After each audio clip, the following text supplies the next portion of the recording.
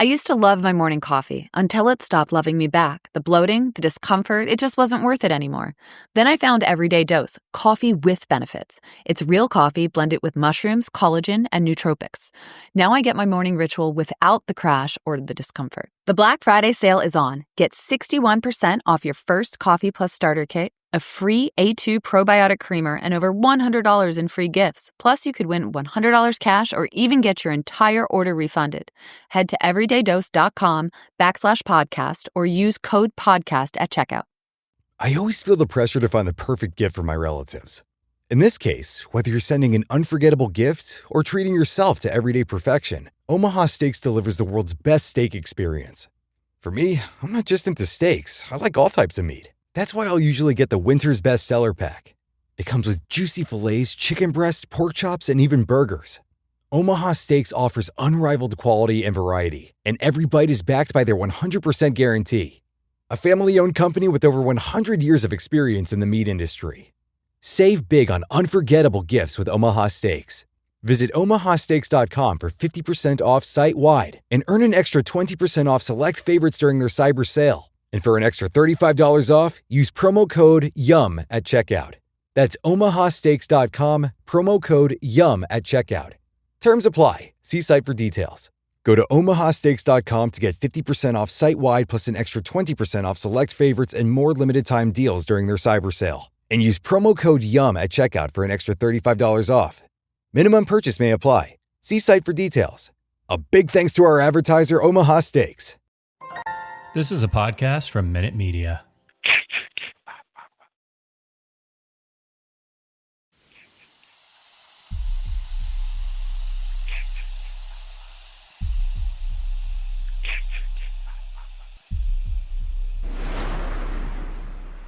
Warning, the following content may contain elements that are not suitable for some audiences. Viewer discretion is advised.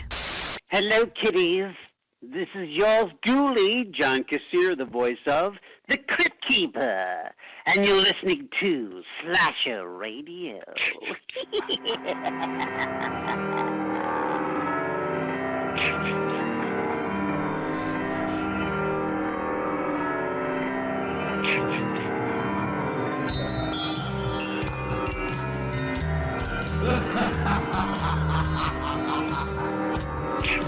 All right, Chris, ready to go? Yeah. Mm-hmm. All right. I was born ready, motherfucker. There you go. Welcome to Slasher Radio. My name is Mikey Bonez, and I'm joined by my fellow host, Kat Valor and Rob Humphrey. What's happening, guys? Not much. How's it going? Pretty good. Namaste. Happy birthday, Mikey. Thank you, Kat. See, Rob, that's how you act. That's how you're supposed to act right there. You see that? What the hell, man? I said namaste. That's nice. We're technically it is my birthday as we speak right now. It is after midnight. We're recording kind of the night before, whatever. But Rob, it's technically my birthday right now, man. You got to say namaste today of all days. It's a nice thing to say to somebody, Mikey. But you know I don't like it. It's not like an insult. It ain't like I called you a stupid motherfucker or something. I said namaste. You've called me a stupid motherfucker a couple times before. Not on your birthday. That may be true. See, look it up. According to the dictionary, namaste is a respectful greeting. Uh-huh. So, fuck you. I thought there was going to be more. It's a respect. No. Yeah, Right. no, yeah, me too. Yeah, well, you know what, Rob? Also, according to the dictionary, oi is a informal British term used to attract someone's attention, and it's also used as a greeting. That's Oi. not how you use it, though. How do I use it? You use it as a weapon, a verbal weapon to assault me. Use my foot as a weapon. You'll piss me off right away. Happy birthday. Yeah, thank you, Rob. It is my birthday. How old are you? I'm 34. 34. That's like ancient to cat. Stop that. It kind of is. I would give anything to trade ages with Cat, man. Cat's like, I didn't know people got that old. How are you still alive? You must be a vampire. It's weird, man. Like, I was just having this conversation the other day. How the fuck did it happen? You know, like, how the fuck did it happen? Like, you truly feel, and like, I catch shit sometimes. Like, I have a few friends that are younger than me, and they're like, oh, the old man. I'm like, fuck you, man. First of all, it's gonna come sooner than you think. Like, Yeah, it it is. happens so fast. It sure as fuck does, and it doesn't slow down. It don't stop. The older you get, the quicker it seems to go, man. Yeah. My ankle started hurting the other day. Oh, see? I get that shit. My shoulder hurt again. I didn't even do nothing. That happens. And then it was fine. Yeah. It hurt for like 45 minutes. And then it was just fine. Yeah. Wait a little while. And then it'll be like a couple of days. And then it's like a week. And then it's like a couple of weeks. And it's like it hurts so long you forget about it. It just becomes normal. Yep, that's just their life. This is life now. Yep.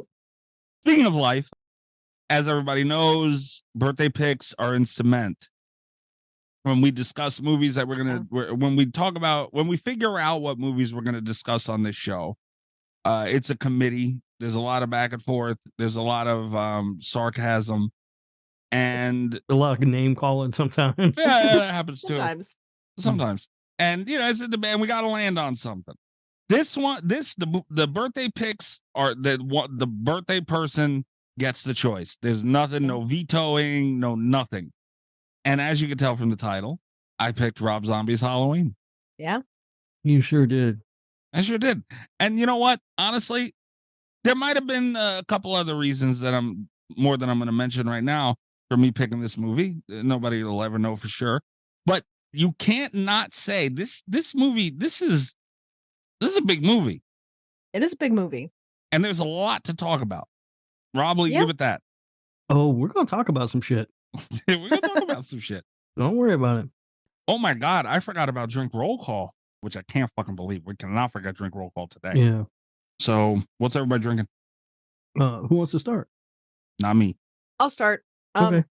I'm back to drinking. I have a whiskey sour. Oh, all right. I don't believe I like whiskey sours. I have a sore throat. I was coughing a whole bunch today, and my voice sounded really awful. And I started drinking whiskey sours, and I don't sound great, but it helped.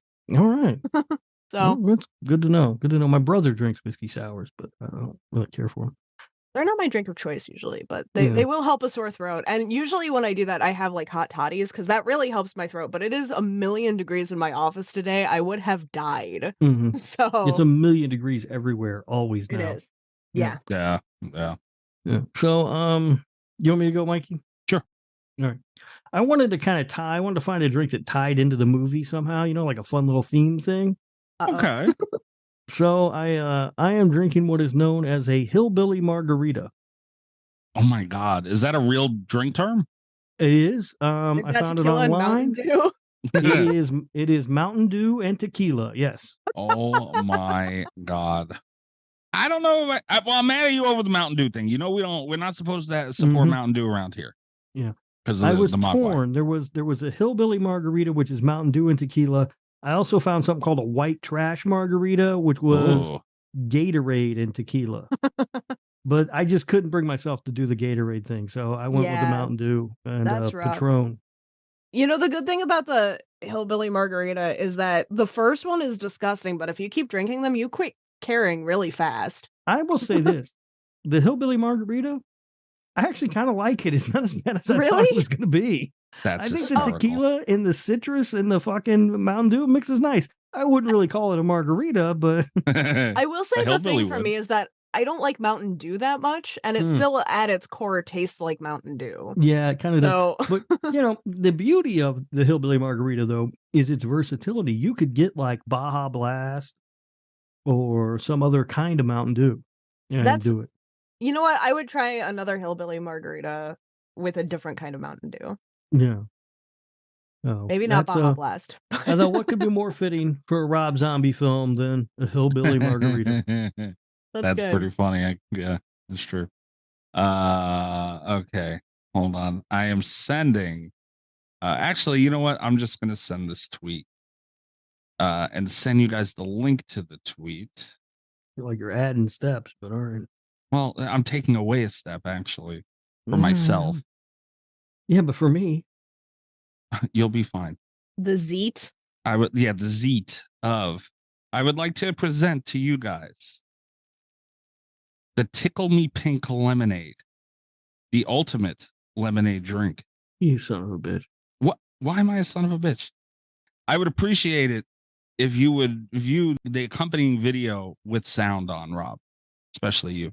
Well, you can appreciate it all you want. I don't know if I know how to do it. What is in it? What is in it is Country Time pink lemonade, Smirnoff pink lemonade, and Sprite Limonade Legacy. This is the kind of place Mikey hangs out at. What do you mean?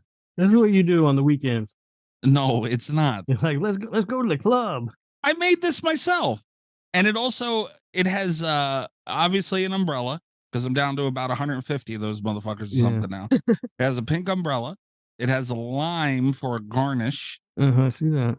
There's also some mint leaves floating on the top and a glow stick. Okay. And if you notice, the straw is a curly straw with a lemon on it. All right. How do you feel about this, Rob? I mean, look, honestly, I feel fine about it. I don't know how you should feel about it. What's wrong? What do you mean? But, you know, I mean, you're a grown-ass man. And this is what you're drinking. What's wrong with that? Well, that's fine. Nothing. Do what you want to do. I mean, you know, I told you when I was at Fish, man, I waited in a long-ass line to get drinks, and I got up there, and all they had was pink lemonade and vodka. I fucking said no thank you and walked away. But this is something I should be allowed to drink this. It's your birthday, Mikey. You can drink whatever you want. Here's the thing, Mikey. You can drink it. You just shouldn't tell people you're drinking it. Why not? I'm proud of this. It's fucking embarrassing, man. How? I'm a grown man. There's nothing wrong with it. All right. I have a glow stick in it, Rob. All right. I had assistance with this drink. I have to thank Chris and I have to thank Allie. It took 3 people to make that fucking stupid thing. 3 people to make this beautiful, beautiful drink. And I made it way too strong. But here we are nonetheless. Rob, I hope you should make this drink one day. No, that ain't gonna happen. It's way too much bullshit that I'm never gonna use again. And I'm not about that life anymore. I ain't buying all that shit that I'm never gonna use anymore. Oh, I spent so much money. I mean, for a drink. This is about a good $40. Well, more. If you count the liquor, it's at least a $50, $60 drink. I had to buy the cup. I had to buy straw. I have like fucking 10 of these straws laying around now. Yeah. They got watermelons and shit on them. That's the kind of shit in drink roll call I'm trying to get away from. That's why I was like, I want something on brand for the fucking Rob Zombie movie, but it's got to be cheap and easy. Mountain Dew and tequila. Which is also on brand for the Rob Zombie movie. Yeah. Mountain Dew and tequila, I'm in. I will drink Mountain Dew. It's not my favorite thing in the world, but I will drink it. And a bottle of Patron has never gone to waste. No, it does not. But yeah, no, I'm very proud of this. This is the ultimate pink lemonade drink, Rob. It's beautiful. It is. You bring shame upon your family, but how? Shame on you. Shame on you for saying that. How about that? Shame on you. Go down to the corner bar and drink that. Rob, have you considered that it's more manly to drink what you want without caring? Yes. No. All right. I don't give a shit. I tried, Mikey. I don't give a shit. All right. We have a couple of voicemails to get. Oh, yes. Oh, yeah. We can do the voicemails. Oh, okay. Trace the call. It's coming from inside the house. 917-397-KILL. That's 917-397-5455. You want to leave a voicemail? We have 2 voicemails this week, guys. Wow. Fancy. Right. Yep. One from Greg. It's Greg's Hot Take Corner. And we do have another one from Amber. Aww. Didn't we just do Greg's Hot Take Corner? I don't remember. No, that was actually just a normal voicemail from Greg. They sound a lot alike sometimes. Yeah, make sure you go check out Greg at Darth Gregor. This is, like I said, Greg's Hot Take Corner. He calls in and drops these hot take bombs on us. And it's usually a monthly thing. And here he goes.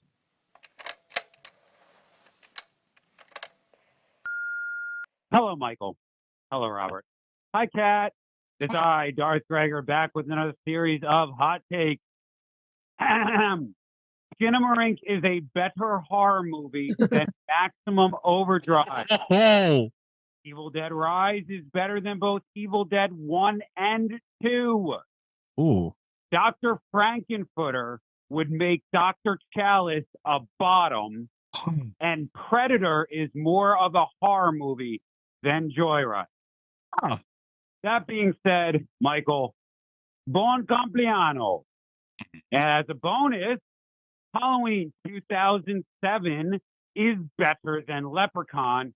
Oh. And for your information, Tony Danza is his star on the Hollywood Walk of Fame on November 21st, 1988. Thank you. Goodbye. You. Drive-by Danza from the voicemail. That is so touching that they wanted to do that for your birthday. I cannot fucking believe you, Greg. What you had, Greg? Kiss my ass, Greg. You had to hit me with the Leprechaun thing and with the guests are doing dances now. I feel like Greg went above and beyond for your birthday to bring you that Danza. Greg, tip of the cap. That was great. I loved it. You got a lot of shit wrong there, but I don't even remember what it was now because I'm so dazzled by the Danza. I want to throw this out there. I think this has been the best hot take corner. I think I only disagree with one of these takes. Fuck this hot take corner. I don't like it at all. I got so thrown off by the Danza. Predator is more of a horror movie than Joyride. I agree. No. Yeah, 1,000%. No way. Yeah, teen slasher shouldn't count as action movie with Arnold Schwarzenegger should. Sure, yeah. If it's got cool creature design, I'll allow it. What was I got Skinamarink is a better movie than what was it? Maximum Overdrive. Which is Maximum Overdrive. Oh, I don't. Oh, that's just a falsehood. That one's rough. Skinamarink's not even a fucking movie. Skinamarink's probably a better horror movie than Maximum Overdrive. Yeah, I'd agree. Maybe. No. I think the only hot take that I disagreed with, and I'm not even mad, is Evil Dead Rise being better than Evil Dead and Evil Dead 2. I disagree strongly, but I think it's the scariest of those three. So if that's what you're going for, I can see it. I disagree, but I see it. I would agree that it's the scariest, but it's definitely not the best. I think if what you're going for is scares, I disagree, but there's an angle that I can see it from. Yeah. They're so hard to compare because you cannot begin to compare a movie that they had practically nothing and Sam Raimi's dragging fucking what's his name through the woods, Bruce Campbell through the woods. You're talking a high powered movie with money behind it. It's hard. They're two different things to me. Is that fair? I think that's fair. Yeah. That charm of Evil Dead is hard. Like Evil Dead Rise is great, and I can't wait to talk about it on the show. But yeah, that's a hard call, Greg. And the Leprechaun thing was bullshit too. What did he say was better? Oh, what was the Leprechaun? I forgot. Shit. There's a lot going on. Also, here's the thing. I don't like Dr. Frankenfurter, but he absolutely would make Dr. Chalice a bottom. So No, there's no way. that's Dr. just a Chalice is fact. the man. I could make Dr. Chalice a bottom. I don't think it takes much. He's an old guy. No, he's the fucking man, dude. But I will also say this, to be honest with you, I don't know that Dr. Chalice wouldn't like it. Yeah, that's the thing is I think Dr. Chalice, I think the man that fucked his way through way too much of our last bracket would want to see what was going on with Dr. Frankenfurter. And once you admit, that you're curious, Dr. Frankenfurter's gotcha, I think. Possible. Look, that's just a fair. Dr. Chalice is a kinky dude. It's hard because that's what he said. He said this Halloween, Rob Zombie's Halloween 2007 was better than the Leprechaun. Oh, that's right. Again, it's two different things, but I don't think so. Better than Leprechaun and what? Because I feel like there were two, right? I only heard one. Okay. Better than Leprechaun. 2007 is better than Leprechaun. And for your information. Oh, yeah. I'm not playing that. Oh. Motherfucker. He was about to do it again. I almost got you. What, for our information? What? I missed that. Kiss my ass. What? You made Tony Danza's name like a fucking nightmare to me. Every time people just say, and they all say it the same too. Tony Danza, you son of a bitch, you. No more Danzas, Rob. Look what you did. I didn't even do that. I just over here minding my own business, drinking my fucking Mountain Dew and tequila. But you caused it. This is happening because of you. Anyway, second voicemail. There it is.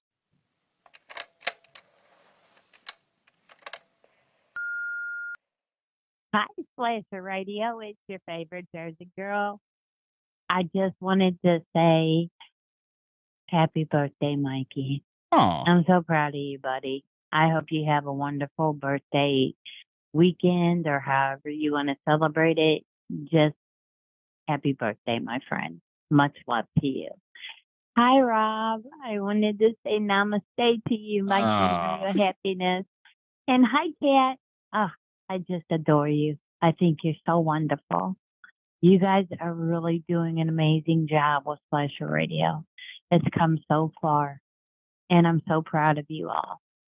But again, happy birthday, Mikey. Much love to ya. I love hearing from Amber. Amber is I just, love hearing from Amber. She's so nice and positive all the time. except when you're doing the capiche hands, Amber. I checked out Greg's live today at Darth Gregor on TikTok, and Did she do it again? she did it again. She did yeah. it again, yeah. And because Did of you Rob, need told she off did it. again? Oh, okay. Uh, I knew Cabin in the Woods came up, so I thought maybe you needed lectured again. yeah, Cabin in the Woods came up. Silence of the Lambs came up. A couple of things me and Amber don't really agree on, but I think she was nice to me because it's my birthday. Is what I think happened. Yeah, it could be. Yeah, next week she'll be just right back to The capiche hands were because of Rob. Rob made that happen. I mean, didn't- not really. I just couldn't figure out how to make them come up on the thing. Yeah, Rob said he can't find the capiche hands emoji, and Kat was like, "Here you go, Rob." Kat and Amber was like, "Here you go, Rob," and just boom, did it. Don't appreciate So it. she was helping. Yeah, she was being helpful, like she always is. God damn it! Thank you very much, Amber. I love you, Amber. Thanks, Greg. Great to hear I from think. both of you. See, Rob. See, Kat just said it's great to hear from Greg. We can't go that far. That was his best hot take corner. It was a good one. That was bullshit. I don't like it at all. Right. I do love how though on their lives they are saying, "Where are my balls?" Oop, wrong button. And where are my balls? And huge clown penis. Huge clown penis.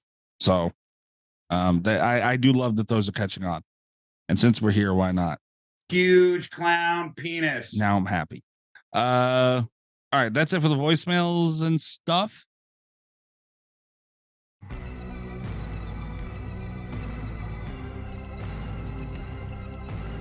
We're not going to do news this week, but I figured we can go over our Halloween rankings. Obviously, it has to do with the movie discussion, but also we did Murder by Numbers 2 years ago now. Yeah. Mm-hmm. Halloween Ends has come out since then. Rewatches of shit has happened. So I feel it'd be a good time to go over our official Halloween ranking. Are we bringing Murder by All right. Numbers back this fall? I'd like to bring Murder by Numbers back this fall. All right. Yes. All right. Who wants to go first? You guys want me to go first? Yeah. Okay. Do you want to just go through your whole ranking, or do you want to do it number by number, each of us rotating, sort of snake style? Okay. That works. All right. I'll start us off. We're starting number one, right? Or are we? No. No, we're Right? starting at the We're bottom. starting at of 13. 13. Well, there should be no problem with the first few, but Kat's here, and I forgot. So every time I bring up Halloween ranking, I completely forget what Kat did. I will say there are some franchises that we've never ranked at all, and this is going to be the third time publicly I've had to give my Halloween rank. Kat, secretly, me and Rob have been DMing, and we feel I you know. need to. We should have had you get Mr. Cat's boyfriend guy's rankings. He hasn't seen enough of them yet. So far, his rankings are like 1 and 2. Oh, you haven't shown him 3 yet? No. Listen, we don't. It's a Halloween movie. We'll watch it closer to Halloween. All right. She's holding off on that one, Rob. I know, she's holding off I the don't best blame her. for Scared last. to. I don't I'm blame scared her. to watch Season of the Witch with him. So. I really just want him to start acting like Dr. Chalice after he I sees it. really don't want that. Grow a sweet ass mustache. Oh my God. I don't want to have to leave him. All right. My number 13, bottom of the list, starting bottom to top. I got in a little trouble with Will about this too. Will the Thrill, guys. We were talking Halloween in Allie's Discord, and he wasn't happy with me. All right. What's interesting about number 13 is, if I'm not mistaken, unless somebody's changed, we all have a different movie at number 13. I think Yes. so.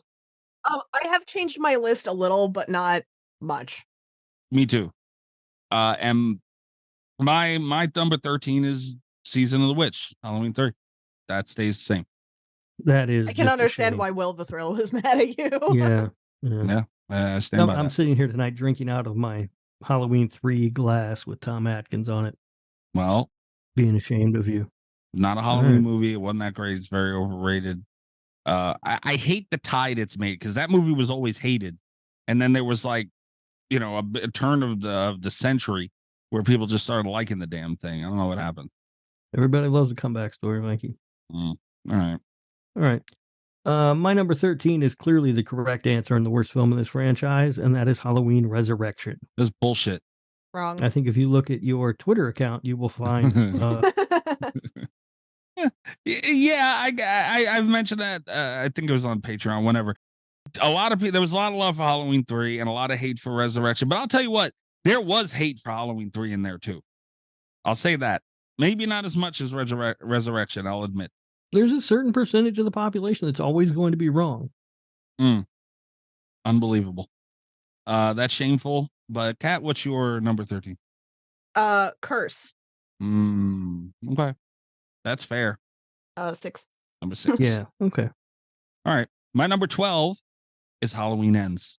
Well, get out of here. What? Yeah. Woo-hoo. Yeah. Spicy. Yeah. I don't like that fucking movie, man. It's a good movie, Mikey. It's not a good movie.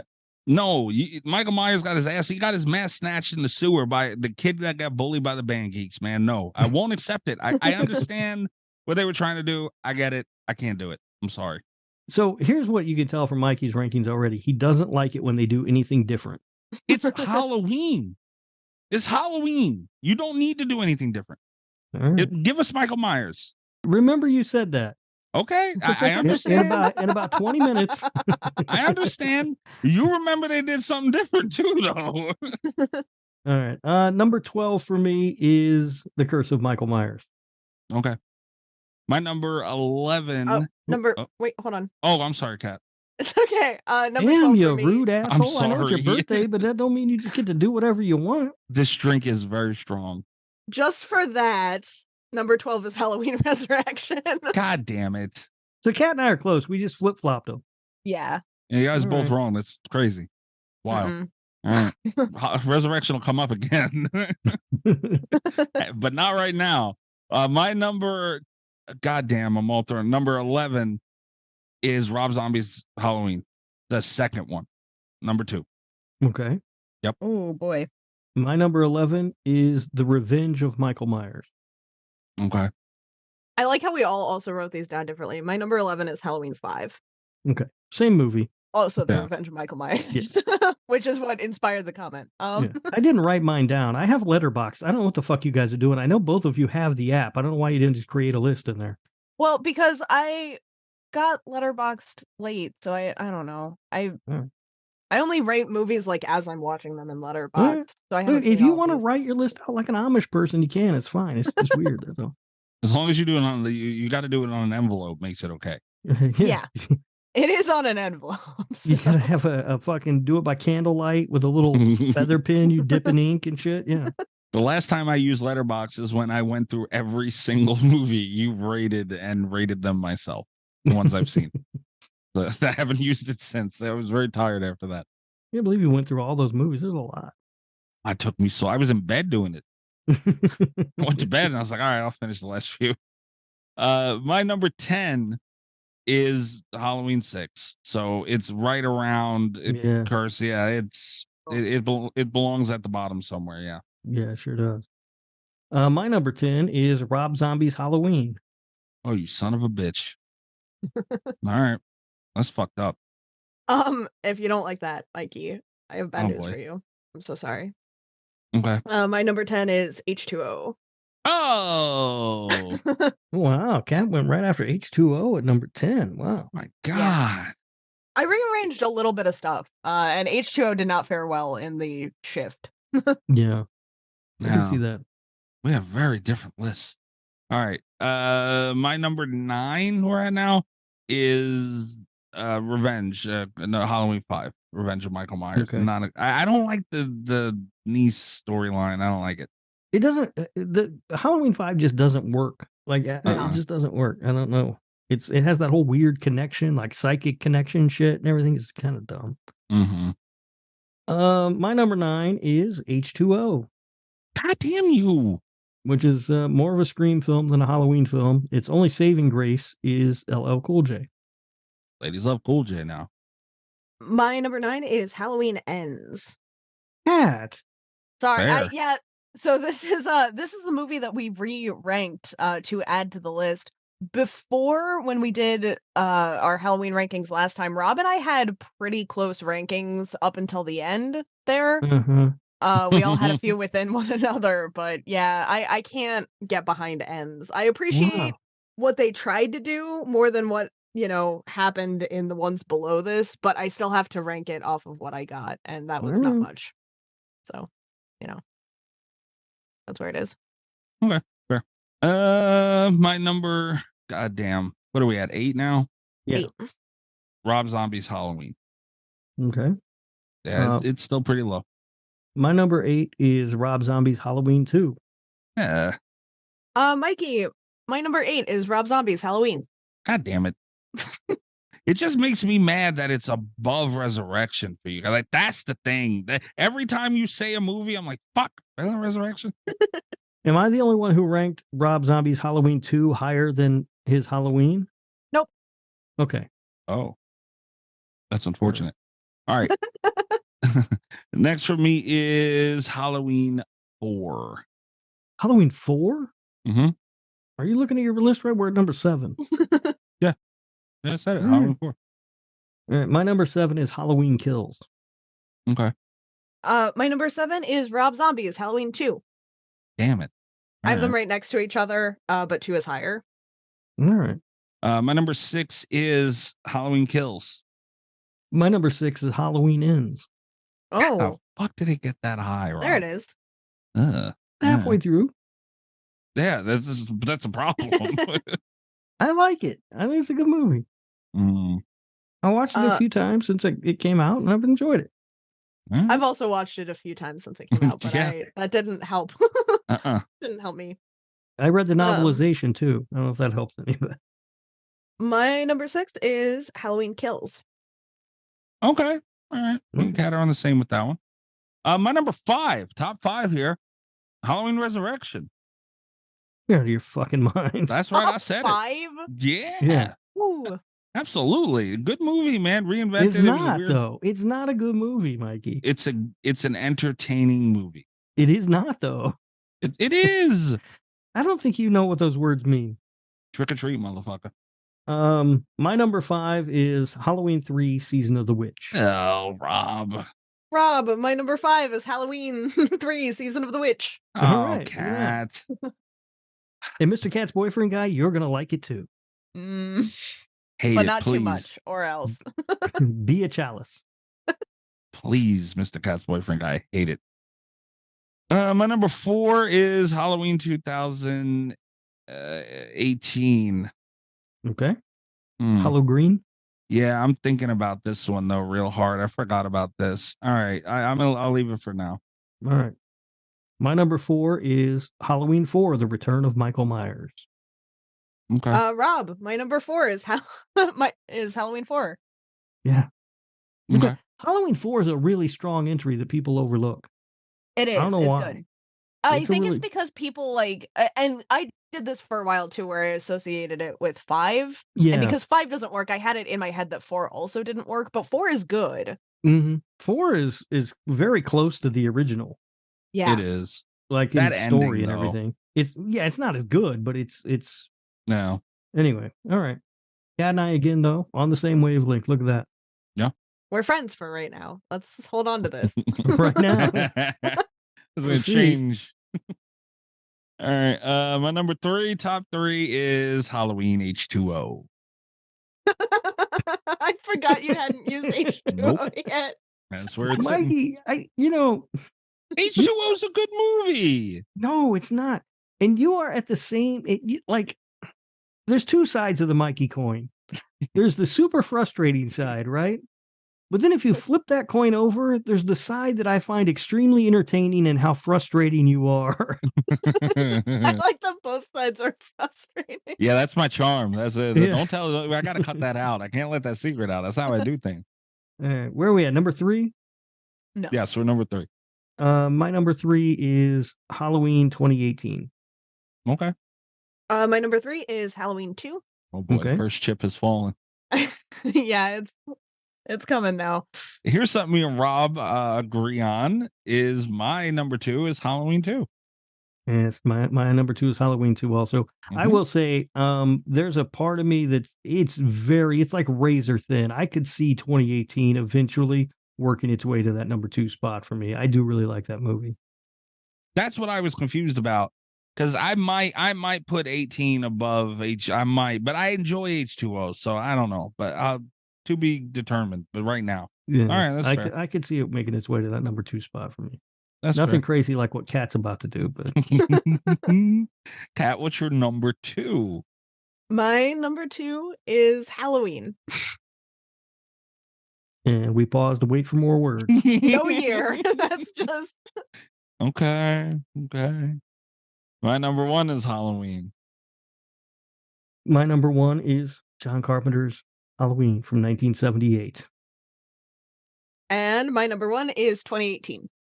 She said it with such confidence. Still not budging on that, huh, Kat? It's not the better movie, but I like it better.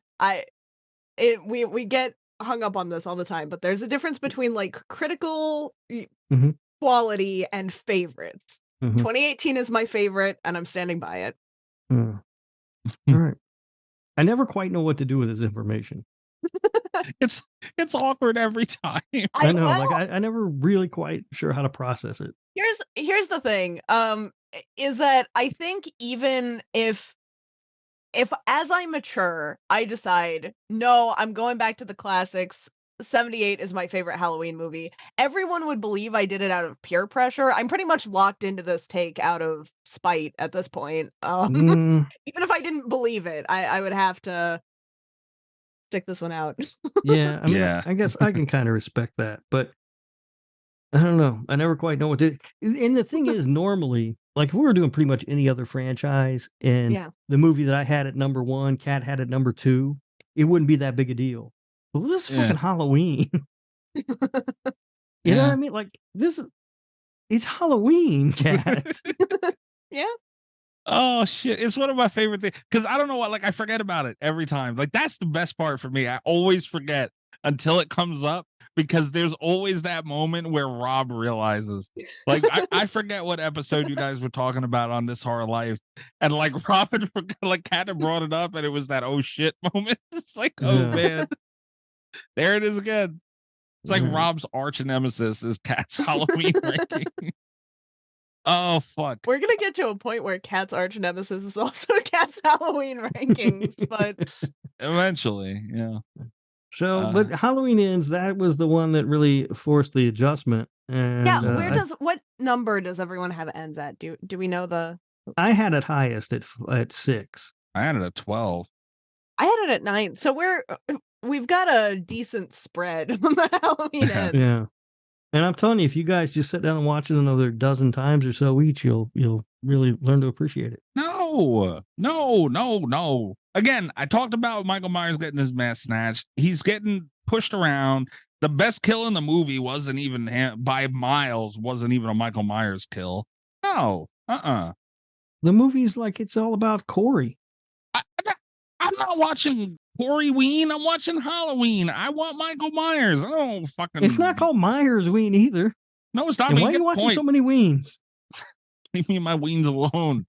No, I can't. I honestly, I had Rob Zombie's a second Halloween. It was obviously in 12 before that in the 12 spot. And I had it above that. And the more I thought about it, I had watched it again since then. And I was like, no, fuck that. And it's not helping. Yeah, you're the only one who put his Halloween 2 lower than Halloween. His Halloween 2 is really good. I think so too. We'll it's get better into than it. I don't think it's really good. I think it's better than his Halloween. I don't think so. But I will say this. I had Rob Zombie's Halloween. Obviously, I rewatched it to talk about it for the show today. Oh, you rewatched it this year. Oh, look at that. Motherfucker, you better have too. I did not. Did you really not? Why would I? Did you really not watch this fucking movie? Yes, I watched the fucking thing earlier today. I thought you pulled to me last year. I was going to say, motherfucker. All right, fair. But I had it. My bottom went 3 ends, Halloween 2 from Rob Zombie, and then Rob Zombie's Halloween. And I put it after this rewatch above 6 and 5. So it did something. I just want to throw this out there. I talk about this sometimes with other franchises where about like the percentages of likes to dislikes in a franchise. Halloween actually fares really well because I start actively liking them at my 8th slot forward, which is this movie. I like Rob Zombie's Halloween fine. And everything above that is good. Like, yeah, I would say I start liking them at my 9 slot forward because I don't like I like H2O. I don't think it's good, but I do. There are things about it that I like, and then pretty much everything after that I like. Yeah, I do have 2 kind of middle ones, but I put it like right in because I don't dislike ends, but I am done rewatching it for the foreseeable future. I think so. You haven't watched it enough. I think I have. I think I've seen it 4 times now. I think that's enough times. Well, that's more times than me. I think I've only seen it 3. It's enough. It's enough times. All right. Do you guys want to move into the movie discussion? Nope. Oh, Mikey, I promised you that I would do something nice for you on the same episode that you got Drive By Danzig. I have, for 1 week and 1 week only, I have suspended Gabagooli Mystery Corner, despite the absolute flood of Gabagooli Mystery Corner submissions this week. Whoa, wait a minute, hold up. Thank you very much, Kat. That's first and foremost. Thank you. We didn't have one last week either, so we're on a roll. That's true. I almost didn't give it to you this week because we had no news segment next week, which is where we usually put the Gabagooli Mystery Corner. But this week, intentionally, without scheduling me a shark interview, you are free of the Gabagooli Mystery Corner. Look at that. Kat being a lady and a gentleman at the same time. Oh my God. I love that gift. But what do you mean there's been an influx of what? There's more now? We got a lot of them this week. The folder runneth over once more. Are you fucking kidding? Oh, these bastards knew it was my birthday. What the hell, man? They're trying to celebrate with you on your birthday. No, I don't want this. This is not fair. We got one in particular that I really enjoy, but we'll get to it next week. Why? Some of those Gabagooli people can help out by sending me some Danza fun facts because I'm really running out fast. Yeah. And if we don't get enough, we're going to have to move on to like Ralph Macchio fun facts. We're not going to get to no. I didn't give a shit about Tony Danza. Ralph Macchio. I vote that we move on to Moonstruck facts. Very Italian. Moonstruck, yeah. I might have a letter or a statement read on the Nick Wu Cage Cast, so maybe. Talk about that movie. We'll see. It's going to have to be edited, though. Oh, God forbid. Yeah. God forbid you do that. I think that's the reason why you're actually banned is because Rob doesn't want to have to edit you if you say something mean about Nick Cage. You can't. If I do this, for a little background, Kat and Rob are doing a movie for the Nick Effin Wu Cage Cast that is apparently Italian, and they just want me to watch it. And if I do, I'm allowed to issue a statement to the Nick Effin Wu Cage Cast that will be read in the style of Rob's statements when he's not here. You can't edit me if I say something, though, right? It depends on what you say. What do you mean? No, my words cannot be minced. That's illegal. I can guarantee you there's not editing going on in the Nick Effin Wu Cage Cast. I can second that guarantee. All right, fair. I know the guy who's in charge of doing it. Does he have anything to do with secret panel of judges? No. Different guy. Okay. You say so. Also on background for everybody. In 1986, Tony Danza married Tracy Robinson. The couple separated in 2006 and filed for divorce on March 10th, 2011. The divorce was finalized February 6th, 2013. They have 2 daughters. Rob. Hmm? Why'd you do that? He It's could your have birthday. followed suit, but you did choose Halloween as our movie. So I'll pay for that in due time. It's your birthday. I thought I was helping. You seen I just got a danza. You seen that Greg did it. You seen that just happened. Huge clown penis. Listen, I was going to do 2 or 3 extra ones for your birthday. Oh, but I'm running out, so I don't want to have to learn a lot about Ralph Macchio. Okay, you're running out. All right. First of all, I think I've heard that one before. I just want to throw that out there. That sounds I familiar. am. I said it last week, but I'm getting closer and closer to running out unless people can help out with these. Wait, is that the same one you told me last week? No, it's a different one. Oh, well, no, I've heard that fact before is what I'm saying, I think. No, last week I talked about his first wife. That was his second wife. Oh, okay. Maybe that's what it was. And by the way, I'm sitting in Allie's stream the other day. Kat, he just gave me a danza in the middle of her fucking stream. I don't recall that. That's irresponsible danza usage. If you're running out, you've really got to ration them. Yeah, maybe that's why you're running out. You don't stop now. I feel like there is a case that could be made for that, Cat, but I also feel like it's irresponsible of Mikey to be someplace when he knows I'm there and not expect to get a danza. It's like he doesn't learn. So you're gonna just do it on site now? Like, what the hell? You're gonna follow me? That's harassment, Rob. All right. I imagine Mikey walking down the street one day and just happens to pass Rob, and Rob pulls out a book of Tony Danza fun facts. Yeah, like Rob just walks up to me shoulder to shoulder on the street. By the way, hey, Tony Danza. God damn, man. Why don't I get any credit for the restraint that I've shown? I have not once texted you a Tony Danza fun fact. Holy That's shit. impressive. All right, well, I'm gonna have to block your number. And don't think I haven't thought about it. Have you really, motherfucker? Wait, like throughout your day, you're just thinking, "Oh, I should text Mike and send him a Tony Danza." What's wrong with you? It pops into my mind every once in a while. How many times you think about doing that, Rob? You think? I'm not gonna lie. I've got a bit of a sickness. Leave me alone. Why? Your sickness is torturing me. This is crap. Mikey, he thinks about you during his day. It's nice. He sure does. Sure does. Dirty bastard. All right. Let's take a quick break then and we'll get into movie stuff.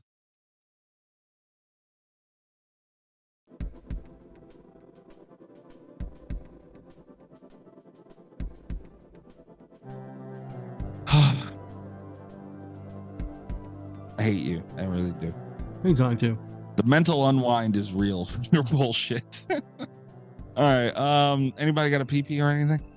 No, I just did. I'm good. Okay. In your pants right there? No. That did kind of make it sound like you just did. When I went to refill my drink, I did. Sure. I guess I should have clarified. You got you a battle bucket? Do you know there's a thing called a battle bucket? Yeah. You heard of that? Kat, have you heard of the battle bucket? No. It's for gamers where they have a seat. Yeah, I will say, you said the words battle bucket, and I just had an image of like World of Warcraft players. Yeah, that's what it Yeah. is. It's a hole in a chair with a bucket underneath, and they got a hose Ooh. coming up so you can either or. Oh. Kind of a beautiful thing. We should make Slasher Radio battle buckets. All right. In 2007, a guy named I Rob. really thought you were gonna drop a Tony Danza fun fact.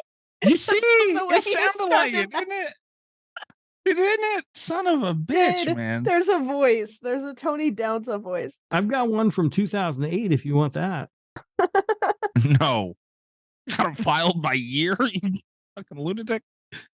All right. In 2007, a guy named Rob Zombie decided to make a Halloween movie. And he did it. Well, And then he made another one. But we're talking about just the 2007 movie here. I'm sure we'll get into a lot of different shit about the franchise. This is my birthday pick. I don't think I need to say any more. I would like you to say a little bit more, actually. Why is this your birthday pick? we all know why Why it was did his you fucking choose birthday this? pick. Why? What do you mean, Rob? I don't understand. Are you Mhm. insinuating things? Mm-hmm. I mean, look, it's a big movie. It's a very talked about movie. It's infamous. And I feel like God damn, every time I start talking about this movie, I think about other stuff like on the opposing argument. It's a polarizing film, and I felt it would be interesting to talk about. I really felt that Rob needed another rewatch on this bad boy. And here we are. Here we are talking about Halloween. So do you guys want to give an opening thought on this thing? Yeah, this movie sucks. That's it? Yep, that's Slasher Radio, guys. Talk to you next week. All right. My opening thought is that this is at the bottom of the Halloween movies that I will gladly rewatch. But I will gladly rewatch it, so it could be worse. All right. Rob, is your your riveting thought on this movie, is it are you talking about the movie itself, or are you grading it like, oh, this is also like as a Halloween movie? I'm talking about as a movie itself, it sucks. And as a Halloween movie, it really sucks. Okay. I'm glad you expounded so detailed. Yeah, there you go. Yeah, good for you. Sorry, I didn't realize you needed that much explanation. I might have read Rob's review of this while I was searching today, because there was one that said that almost verbatim. Like, here's the thing. This is a movie that when I go a long time without seeing it, it will come up, or I'll see a thing and I'll think, it's not that bad, whatever. And then I watch it and I'm like, oh, this is really fucking terrible. See, I'm on a weird spot with it because I feel like as a Halloween movie, it's bad. Mm-hmm. But and I've said it a bunch of times before, if Rob Zombie made this same exact movie and with different character names, and it wasn't Halloween, it didn't have the title of Halloween, with a different mask, he would have his own franchise. I think it's that good. But he didn't. He didn't. It is called Halloween. The killer is Michael Myers. The final girl is Laurie Strode.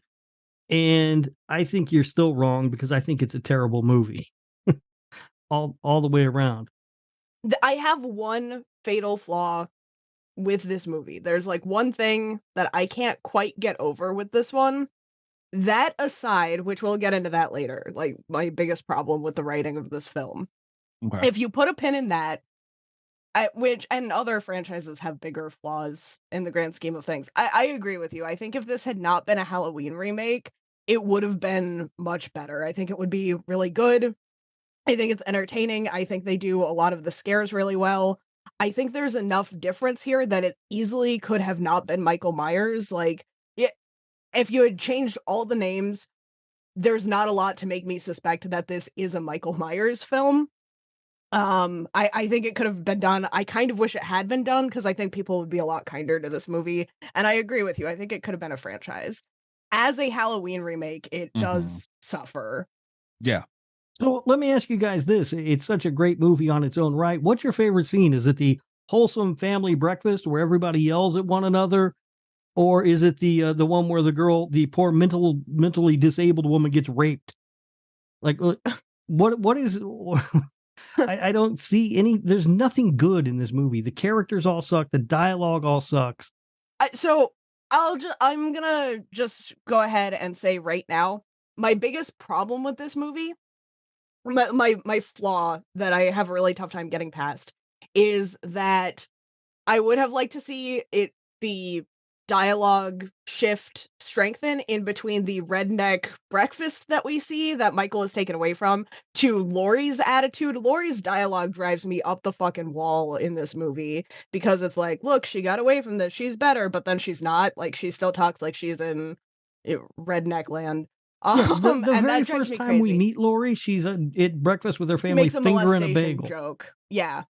That's my biggest problem with the movie, because I think, honestly, that was really that dichotomy between, like, this is the kind of upbringing that can drive someone to madness, and like, here's where he goes trying to get his sister or whatever. Like, I think that dichotomy could have been really interesting. That's what I would have wanted to see more of, not only from this film specifically, just from a writing standpoint, but like in a franchise. I would have loved to see redneck killer killing non-rednecks, like in different environments.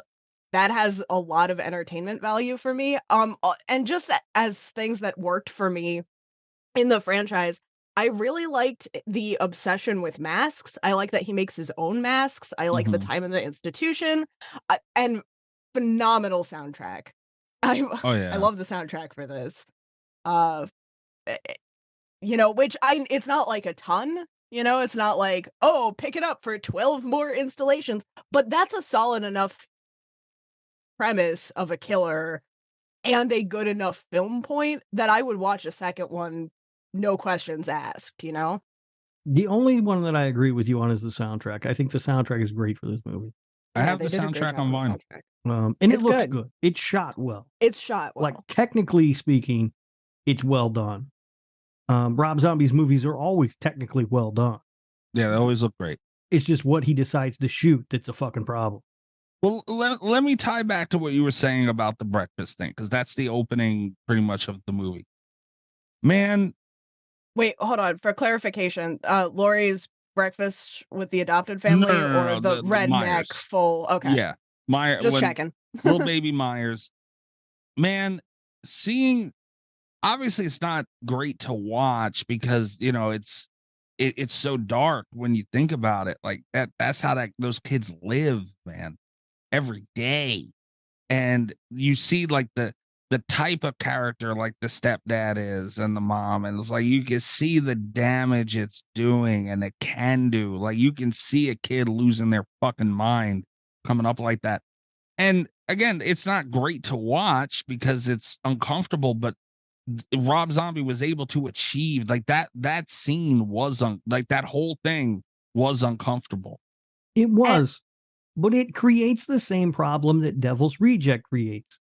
Now I'm watching a movie where I am led to sympathize with the man who's eventually going to become a psychopath and kill all these people who then I'm supposed to root against. It's the reverse of the Devil's Reject, which at the end of the movie, he decides I'm supposed to sympathize with these fucking assholes. Now he's created a situation where I can sympathize with Michael Myers because I know how he grew up and I've seen what he's been through. And I don't feel bad. Like when he kills that fucking stepdad, it's like, awesome. Fuck that guy. But now I'm on Michael's side. I should not be on Michael Myers' side. See, I think, and this is where I think seeing the expanding the nurture versus nature thing and letting Lori be like a regular, well-spoken, mature person would have really helped this, because I think it's kind of an interesting premise if you can see initially where Michael Myers is coming from, and then that violence turns into something like dark and he has a tough time after breaking out of the institution. Like, on paper, I don't think it's a bad idea. I don't think it is at all.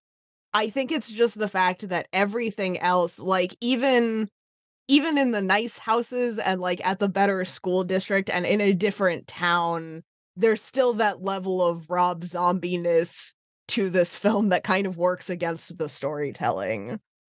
I feel like it you can look at it from two parts, because at that point in the movie, you kind of are supposed to sympathize with that kid because he didn't do anything fucked up yet. The problem is it's a title like Halloween, and we know he's going to do some fucked up shit.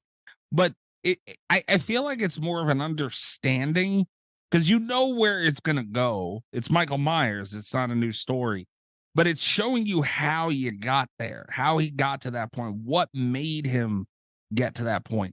And I guess I'll talk about it later. I do see what Rob's saying for the sympathy thing in a different spot, and that's way later on in the movie. But I thought it was great that they had that in there, man. All it does is show me that Rob Zombie doesn't understand the character of Michael Myers just as much as he doesn't understand the character of Laurie Strode. I will say, though, Rob, and again, this cycles back around to the, like, what if it hadn't been a remake? What if it had been an original movie? Which obviously it wasn't. But one thing that I do think would work as an original story like this, it's one thing when we know that it's Michael Myers and we're going to end up not rooting for him. I would love to see this movie, like, almost virtually redone where they lean into that more, where we root for him the whole time, because we see that sometimes with like anti-heroes and revenge movies, but I would love to see it just like a kid in a bad home, in like a Rob Zombie redneck style home, kills his stepdad because he's crazy, and then he just keeps killing people that he thinks deserve it, and we just never, like, I think it'd be an interesting moral thing if we just kept rooting for him. Because also, when he's in the institution and the woman is being attacked, he does have, and again, they don't lean into it enough, but he does also have that kind of anti-hero moment there where you're rooting for him to kill those guys too. And it's like, I think a whole movie of that would have been really interesting. This one obviously doesn't continue it. In that instance, you're rooting for him to kill those guys because they're terrible guys. He does not Yeah. kill those guys because of what they're doing to that woman. He kills those guys because they touch his shit. They touch his masks. No, I agree. But I do think that, like, I think it would be interesting if we didn't know. You know what I mean? Like, if there was a circumstance like that for every death for an entire movie, I think that would be really cool. All I've heard so far is, you know what would be a really good movie if it wasn't the fucking movie that it is. That's also how I feel about Halloween Ends, though. You know, it's like, if it wasn't the movie that it is, it would be really good. But it is what it is, and it's not good. But that's how I feel about Halloween Ends, too, where it gave me a lot of really interesting premises, but it wasn't any of those things, you know? Which is, honestly, it's why they're right next to each other in my rankings, because I can appreciate the areas that Rob Zombie's Halloween had to explore, while also acknowledging that they were not explored well. That's my thing with Ends too, Rob. Now we mentioned it earlier. What say you to that? Because they did something different here. He told his own story. They did do something different here. Honestly, this might piss you off, but I respect what Rob Zombie did way more than I respect what they did in Halloween Ends, because Rob Zombie came out and said, look, this is a remake. This isn't a continuation. It's not a prequel or sequel or a requel, rather. It is my story of Michael Myers. Nothing to do with the original. 2018 Kills and Ends is a continuation of John Carpenter's Halloween. And I don't like how they continued that story. At least Rob Zombie did his own thing. I think that Ends is far more interesting than what we get here. Because all we get here is the stuff, is gaps filled in that were left for a reason in 1978. We weren't given this all backstory bullshit information about Michael Myers in 1978 because it's scarier if we don't fucking know it. That's a fair point. In Ends, they're exploring. I think I said once about maybe it was Kills. I think I when we talked about Kills, I called it. It was a movie where we finally got to see Haddonfield's story. What I didn't realize was a year later, or well, 2 years later, because of the pandemic, whatever the fuck it was, we ended up actually getting Haddonfield's story in Halloween Ends. And that is far more interesting to me than anything that Rob Zombie fucking leeches out of the trailer park. Because it's fundamentally changes the character of Michael Myers, is what he's done. He has taken, Michael Myers grew up in a middle-class, regular fucking home in the suburbs in Haddonfield, Illinois. And that's what makes it so scary. There's no reason for it. Now he's given us all this backstory, and we have all this reason for it, and he's just another fucking white trash fucking guy who snapped. Yes, but I always say that it's my argument with Blair Witch all the time. Like I really like how they don't give you something and let your imagination work with it. You are right about that. That's 100% right. The for that character of 1978's Michael Myers, that character makes perfect sense with the comes up in a regular household, no fucked up shit. Perfect. But he gave what he did in this, and I'm not saying it's better, but what he gave you and what happened was he made his own Michael Myers. And you know what, man, as much as I do prefer original Michael Myers, man, this motherfucker was deadly. And he was this big motherfucker who is going to be as brutal as possible. And he was a monster. And I don't know, man. I think somehow is more, he is less interesting to me than the Michael Myers that we get in the other films that we don't know anything about. That's very fair. That's very fair. But he's more brutal. And again, that was, I say it all but the time. that was never Michael's thing. Michael's not that guy. He's not Jason. But he's made not his that own brutal Myers. guy. He fucking stalks you. It's a cat and mouse game with Michael Myers. That's what's always made him so scary and so interesting. And I agree with you. You don't see, here's the thing.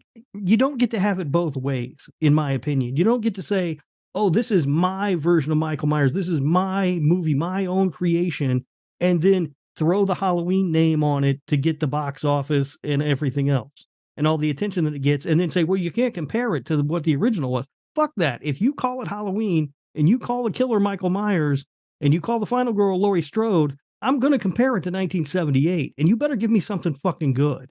Hang on. Because I just want to throw this in here. I actually really, I wish that we lived in a world where we didn't have as many remakes, where we just all pulled Aronofsky's and were like, hey, I'm stealing this for my own story. You know, I'm stealing the one element that works and I'm calling it something different and we can all live with it. Like, that would be great.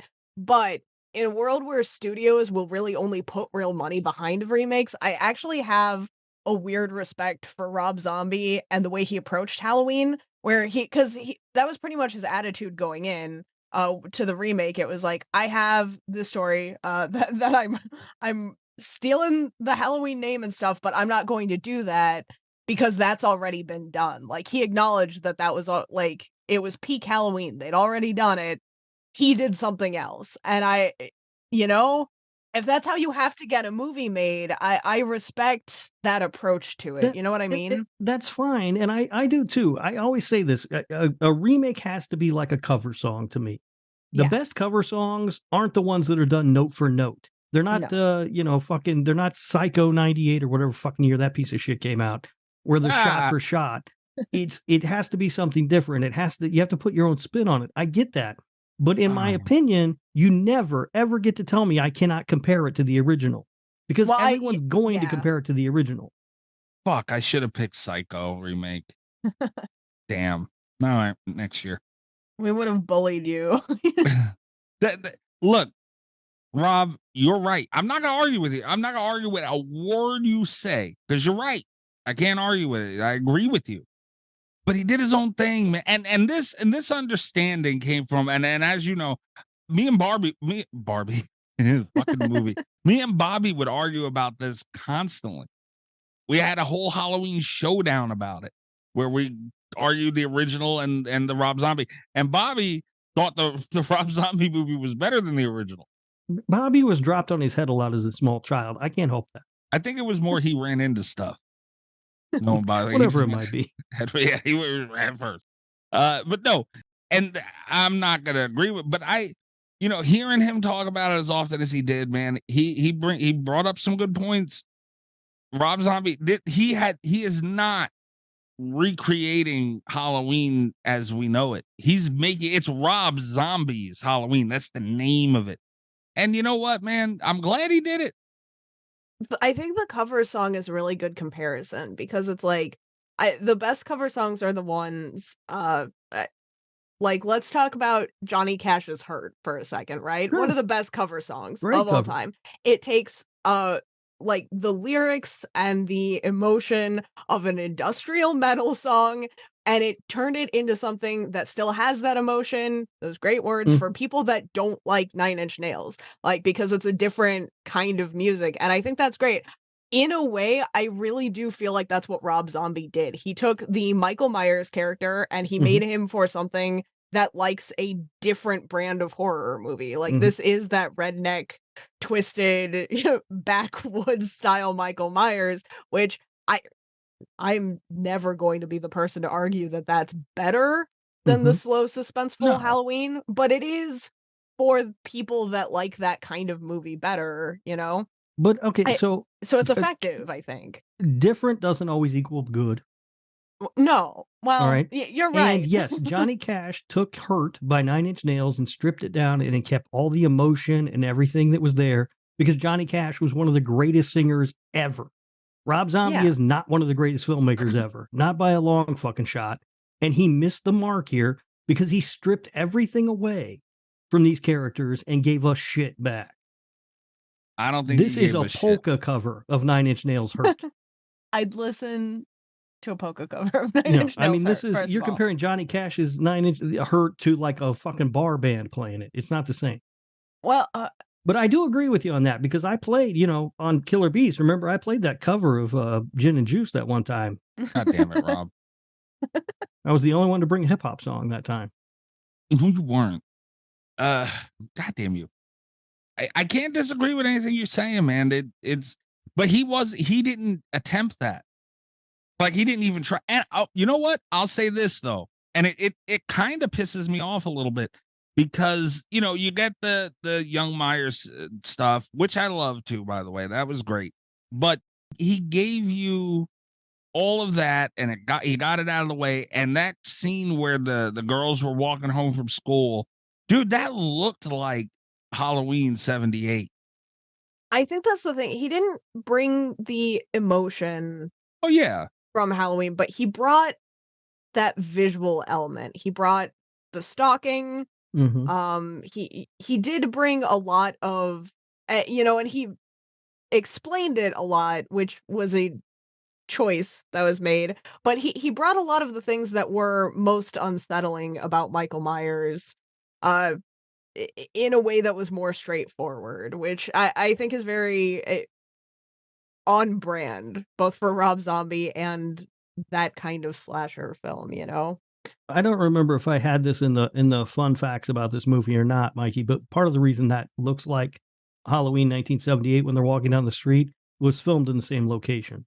Yeah, but the angles he used from across the street, and the cemetery scene as well.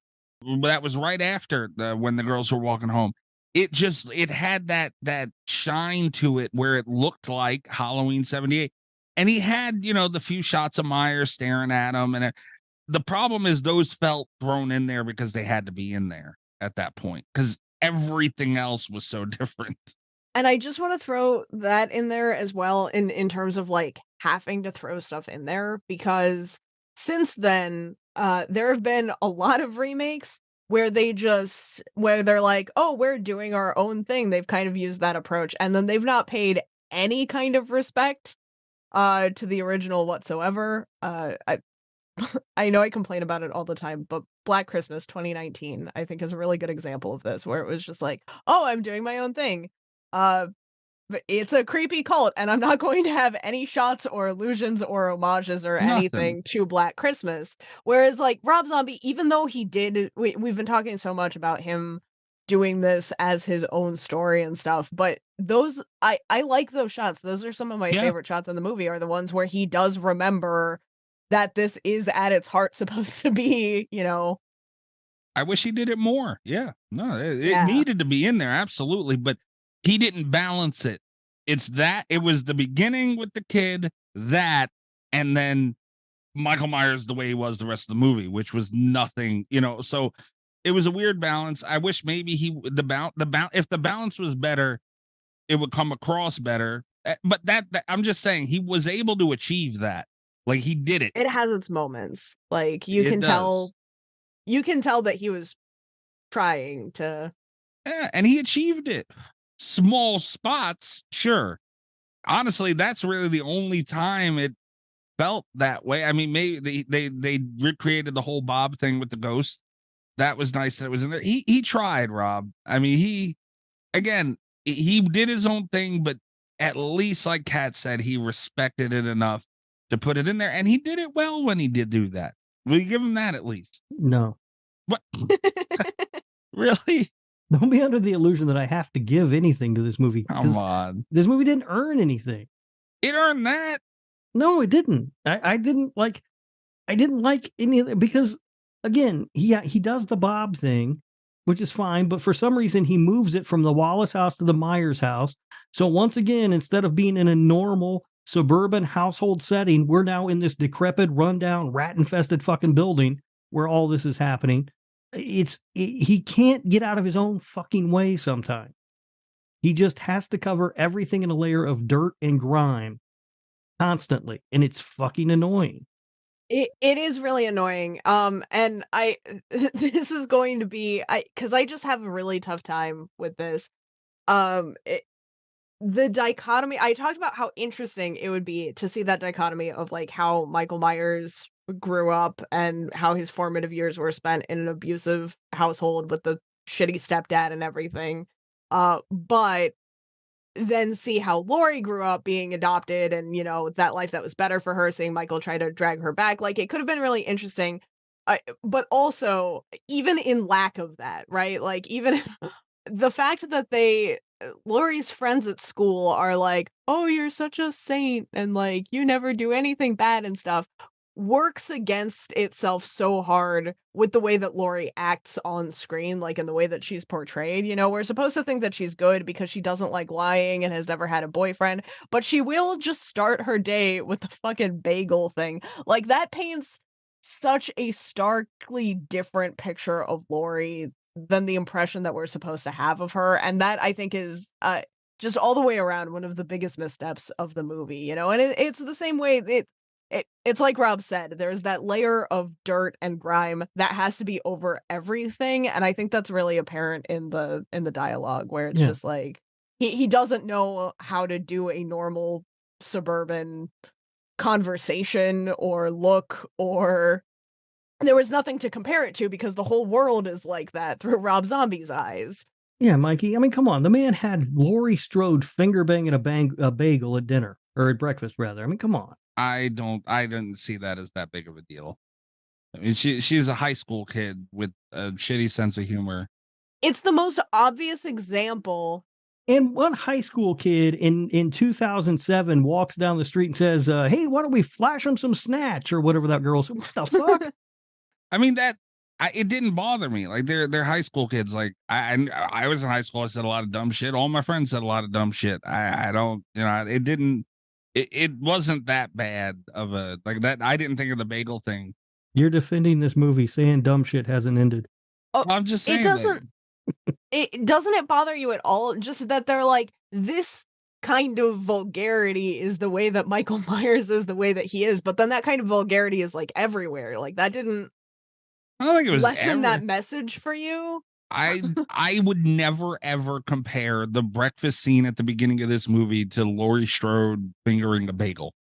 So I wouldn't compare them in terms of like discomfort to be at for a full meal, but I would definitely look at the bagel scene with Laurie and be like, "Oh, well, it fucking makes sense. Look at her relatives, like there's a comparison to be made there." I mean, I didn't see it. I mean, and she was like the shyer one of her friends, and I mean, no, they told us she was the shyer one of her friends. We don't get to see that. Yeah, when they were walking home and the one girl's talking crazy, she's telling her to stop. Yeah, I mean, she didn't, she was playing with the kid while she was babysitting. Like, I didn't see anything out of the ordinary of her. That was not Laurie Strode in this movie. No, wait. So what? That wasn't Laurie. The one in the middle walking home. None of it was Laurie Strode in this movie. I'm saying Rob Zombie fundamentally does not understand Laurie Strode. I was gonna say, how much this shit did I put in there? Fucking vodka. He doesn't know his own Laurie Strode either, because and that's one of the biggest the bagel scene that we keep talking about is because it's just the most obvious example of it. But she's very foul mouthed. She's very defensive. She's kind of shallow. There are so many things about Laurie Strode where it's like they're telling us instead of showing us, which is like a big 101 don't fuck this up in screenwriting lesson. We need to see who the character is, and we have a bunch of people come up and tell us, "Oh, Laurie, you're such a fucking dipshit wet blanket," or whatever nonsense they say in Rob Zombie dialogue. But it's like they can tell us that she's no fun and that she's more respectable or whatever than her friends, but until we see that, it's not true for us as the audience. Like, there was a huge dissonance between the way that they were trying to describe her and what we see on screen. I didn't see anything. I just don't see that. I never even thought of that. Like, she was just a regular high school girl in 2007 to me. I didn't think anything of it. Like, I went in 2007, I was going to high school with girls like her. Like, yeah, it didn't seem out of the ordinary to me. And she didn't do like I said, she was But Like, that's the thing, though. You may have been going to high school with girls like that, but that is not the girl that we are told that she is. Yeah, Because that's you not also the went to high school with girls respectable. who were quote unquote good girls and straight A students and shit. And that's what we're constantly being told Lori is. but what did she do throughout other than a bagel scene and a few curses? Like, what did she do? Like, she wasn't with a dude or anything, or like she didn't do anything. She was with her parents putting up Halloween decorations. Okay, but like it's frustrating because it is so easy to point to the bagel scene. The good girls that I knew that went to my school would never talk that way in front of their parents, like slipping dropping a few F-bombs or whatever in class or with your friends, especially like walking home into school. That's different, but like actively antagonizing your mother and also just like the crudeness of a molestation joke generally, and it's a lack of sympathy for other people. Like she doesn't have that empathetic nature. And it's not the most egregious thing in the world to make an off-color joke. I agree, but there's nothing that she does that balances that out to show us that she's a good person. And she's not like we can see that the kids are enjoying themselves, with her. It's not, cuz she's like a fun, cool babysitter or whatever, but we never get to see her like she doesn't have that maternal instinct that we see Laurie Strode have in the original, which would balance out a lot of the damage. If we see her doing like better deeds throughout this, I think it would have helped. But just based off of what we see of her, she doesn't fit that archetype. Yeah, I mean, she's talking about that guy from the hardware store like he's Freddy Krueger or something. Yeah, stuff like that. Like she was, Rob. timid and you stop. Yeah, I just took from it like, the scene of her sitting on the porch with her parents talking, like that's a super fucking white thing to do. Like I don't know, shit like that. Like I never seen it. That didn't come off to me. But no, I'm not gonna say I'm not gonna say she was the original Laurie Strode or anything. She was far from that, but that movie came out in 1978. This came out in 2007. So yeah, she wasn't as bland, I guess the character's supposed to be. Laurie wasn't as bland in the original, by the way, as everybody always talks about her being. Well, I mean, you know what I mean, like We see Laurie a smoking goody, some pot. Yeah, but I'm saying like that goody, whatever. Yeah, she was smoking pot in the Mm. fucking. I don't know. I just never seen that. I don't know.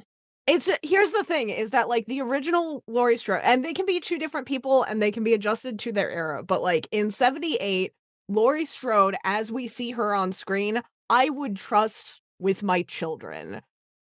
2007 Laurie Strode in her time, I'm in 2007, I do not trust her with my children. Like there's a vibe difference that is substantial. To me, I think the best way to sort of describe it is it's almost like a maturity thing. Like Laurie in 1978 feels very mature for her age.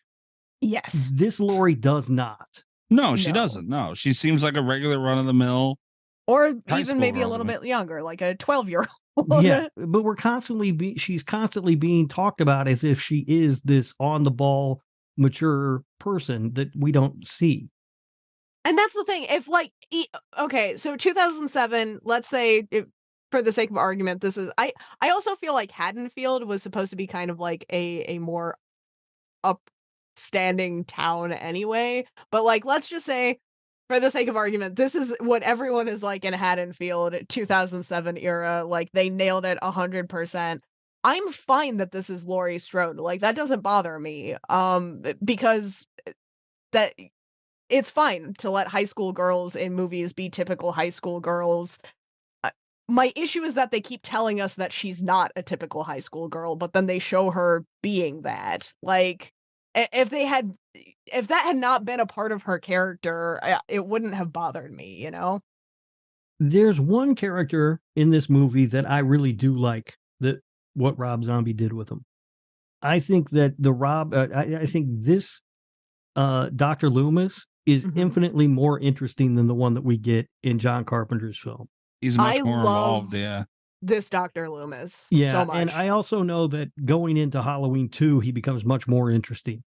Yeah. But I think that even in this film, just looking at the 2007 film, I just think that I love the arc that he sends Dr. Loomis on.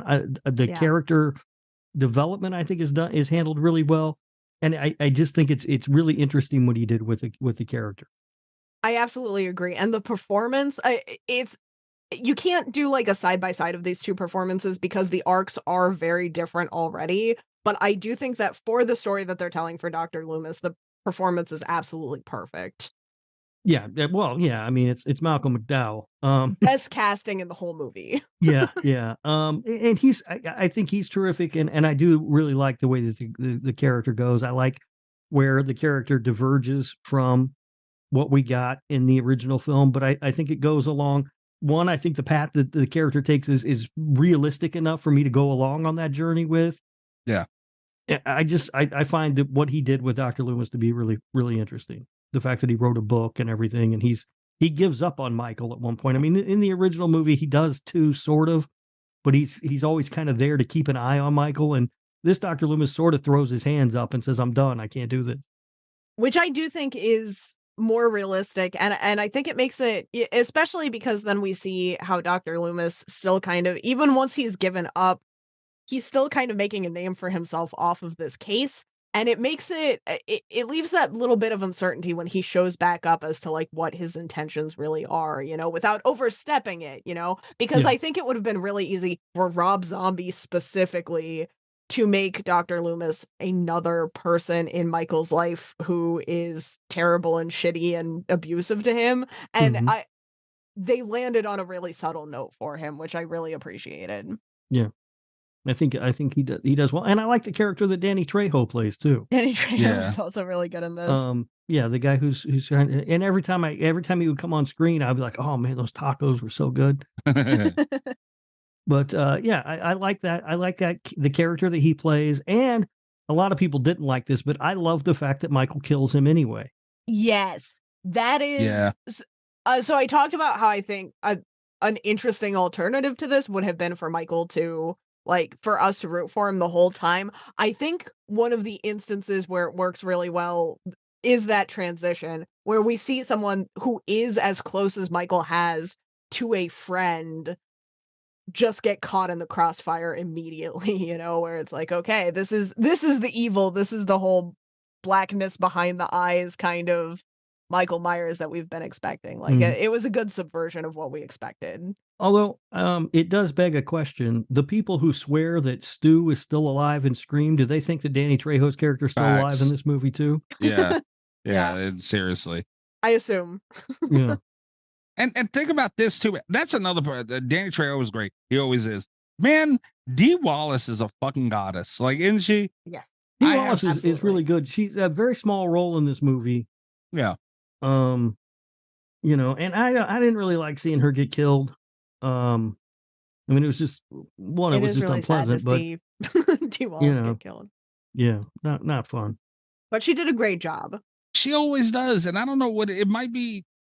Her level of comfort in a movie or as an actor is like, it's just, I don't know. She's just perfect. She's a perfect actress. Like, she just seems so natural. Everything she does seems natural and always does. Like, she is just, if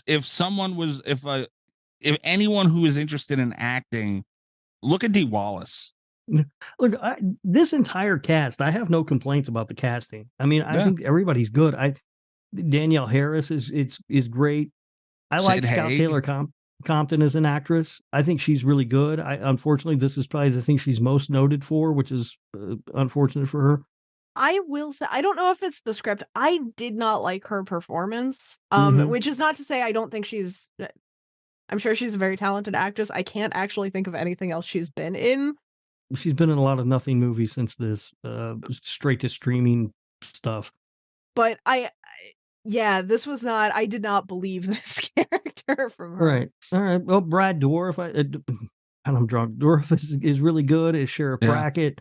Yeah. I mean, there's a ton of talent in this cast, which makes this movie all the more frustrating because you have all this talent, and this is what you give them to do. Just Yeah. swear at each other and be assholes. Great. I'm not mad at it, man. Bill Moseley was in this. Sid Haig was in it. Or that's the other thing, though. You got all this talent and you give them literally nothing to do, like Sid Haig. Like, he just gets a cameo. Dee Wallace barely has a character in this movie. It's paper thin.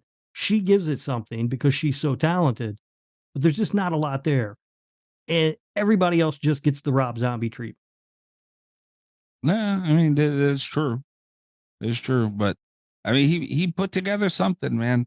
We agree on that. He put together something. He put together something. Rob will admit this is a movie unlike Skinamarink. This is a movie. There are characters who say things. Yes. There wasn't an abundance of Legos either in this. No, it's not just shots of random walls and ceilings. I don't know, man. There's a couple scenes I wanted to mention real quick that I just think that was great for one way or another. The scene with the mother Sherry Moon Zombie, obviously also in this, her shooting herself, dude, that was so fucking good. Because then you see her on the bed with the gun, and it flashes to young Michael Myers, and then you hear the gun go off and the baby crying. Dude, he can set Rob Zombie should get more credit for being a better movie maker, man. Because, like, yeah, his range is non-existent. Sure. Well done. Right. Like, he can make a fucking movie. I give you credit for that. Technically, he makes a great movie. Yeah. He can't write one to save his fucking life, though. That's maybe what we should see is more Rob Zombie directed films he didn't write. Yeah. That's fair. Yeah. I won't disagree with I that. love that because he's very, I was going to save this for the end, but I'll just say it now. He's very good at what he does. It's just that what he does sucks. It doesn't suck. It sucks when it's thrown everywhere, like in a movie like Halloween, sure. But dude, like Devil's Rejects sucks. I hate that movie. No, you're wrong. Devil's Rejects is loved. But that House of a Thousand Corpses, terrible movie. I wouldn't want anyone else to write those movies. I wouldn't want anybody to write them, but somebody did, unfortunately. No, those were like those were his, like those were his babies. Mm-hmm. Something like Halloween, Salem's, all that stuff. Like, yeah, that could have used definitely that he could have used help with that in those areas for sure. But I'm not saying it never works. It's just like you're not going to want to see a ton of movies like that. He does do something in his movies that I hate, but I do think is interesting. And that is that he probably more than anyone else who makes horror films finds a way to find sympathy for his villain, which is interesting. It's very interesting. And that's what I would love to see next from Rob Zombie. Like, it's too late. Halloween has been made. Halloween 2 has been made. We didn't get that. What I would love to see is a focus on that sympathy in a way that's still scary, because I there should be other people to root for, Devil's Rejects is the closest, I think, but we don't have anyone to root for, we just feel bad. What I hate about it is that he has sympathy for these characters and he tries to, I don't know, manipulate or force me into feeling sympathy for them too. And yes, I don't want that. I see, and I wouldn't even care if because he does kind of fall into this trap where it's like, because he's trying to trick you into feeling bad for them also, he does this by making the characters that should be likable worse, so that it's just kind of a middle ground for everyone. I would love to see a more interesting contrast where not everything sucks, but we still feel bad for the villain. Because I do think sympathy for the villain, it's something that's really hard to achieve, but Rob Zombie he's good at it. It's the thing that he does. Well, I think he genuinely feels that for these characters that he's written. He does. Yeah, man. I think he does. And it comes through in the movies. That does come through. And again, I don't know that I like it, but I do find it interesting because you don't really see it anyplace else. I mean, even a movie like Henry, Portrait of a Serial Killer, right? There's no sympathy for Henry in that fucking movie. No. So I think it's really interesting that he approaches his characters in that way. I like it, man, because you know what? There's nothing wrong with, because you never see it. So why not do it? Like, it makes perfect sense. And there's nothing wrong with it, man. Like, obviously, yeah, Michael Myers is a fucked up person, like for sure. Like he's not, you're not supposed to feel bad, but there's nothing wrong with showing the emotional side of that character. And I think the best example is what I mentioned earlier. It's when he finally gets Lori and he kidnaps her, whatever he does, which, you know, was weird. But he got her. He murdered her wherever he was bringing her. And he shows her the picture of him holding her as a baby. And she's just screaming at him to leave her alone. Well, you got to think about that, man. All that time, all those years he was in that mental hospital, wherever it was, he's obviously thinking of her and only her. Like she's been on his mind so strongly. And after he committed the first murders as a kid, he's holding her and he's being nice to her. He loved that. Even in the breakfast scene, he was being nice to her. And she's just screaming at, he's finally got her, man. That's all he wanted that whole time, was to get his little sister back. And it's a sick and fucking twisted, sure. But it happened, and she's just screaming at him to leave her alone. She doesn't understand, like, what the fuck's going on. And she doesn't care, rightfully so. That emotion's there. Just because he's a bad guy doesn't mean there's not an emotion there. And it was cool to see that, man. Like, the dude's wearing a mask. Tyler Maine's wearing a mask. And you could see that emotion in his eyes, that he was hurt by her doing that. You know, like that was a dope ass fucking scene, man. I'm not mad at it at all. No, I thought that was a dumb scene. I don't like it. That ending went on way too long, though, is another thing. Way too long. And it was confusing. She was fucking running through the walls in the house and shit. What the fuck? That movie should have ended similar to the way the original Halloween did, where I don't know why she went. This Laurie Strode dumb picked the worst fucking hiding spots ever. Her answer when Michael Myers broke into the house or was in the house, whatever. Oh yeah, when he kidnapped her.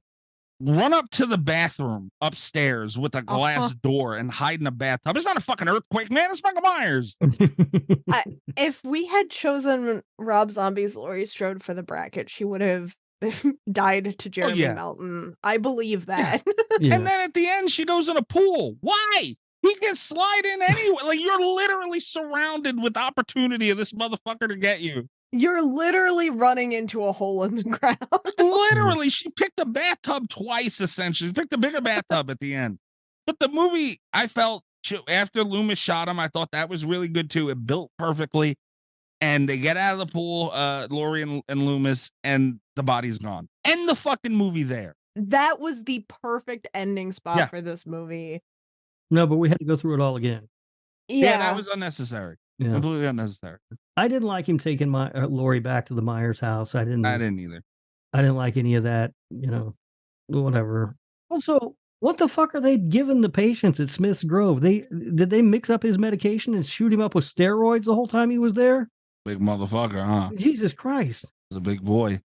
And the whole, like, the rape scene, entirely unnecessary. No, not needed. Not needed one goddamn bit. That we had already seen this character was an asshole. This character could have come back to fuck with him for whatever reason. Yes. Because he's an asshole. Mm-hmm. And he could have gotten killed. And we didn't need any of that. That's just more gratuitous Rob Zombie bullshit. See, that was insanely gratuitous. Like, that's probably the best example of something not needed. The beginning of this movie that we talked about already, the whole breakfast scene at the beginning, that was fucked up, but it wasn't that fucked up. But still, it was fucked up. But there was a reason for it. Yeah, I will say I 100% agree with you, Mikey, in that regard, because I do see that criticism of this a lot, where it's like, and it's right, where people bring up the beginning of this movie as Rob Zombie being, you know, overindulgent and excessive and just doing stuff for the sake of making redneck characters. But I honestly believe that the beginning, more than anything else, was necessary to the story he was trying to tell. Mm-hmm. Like, you can like it or dislike it, but it was needed for this. You know? I do feel like it's too much.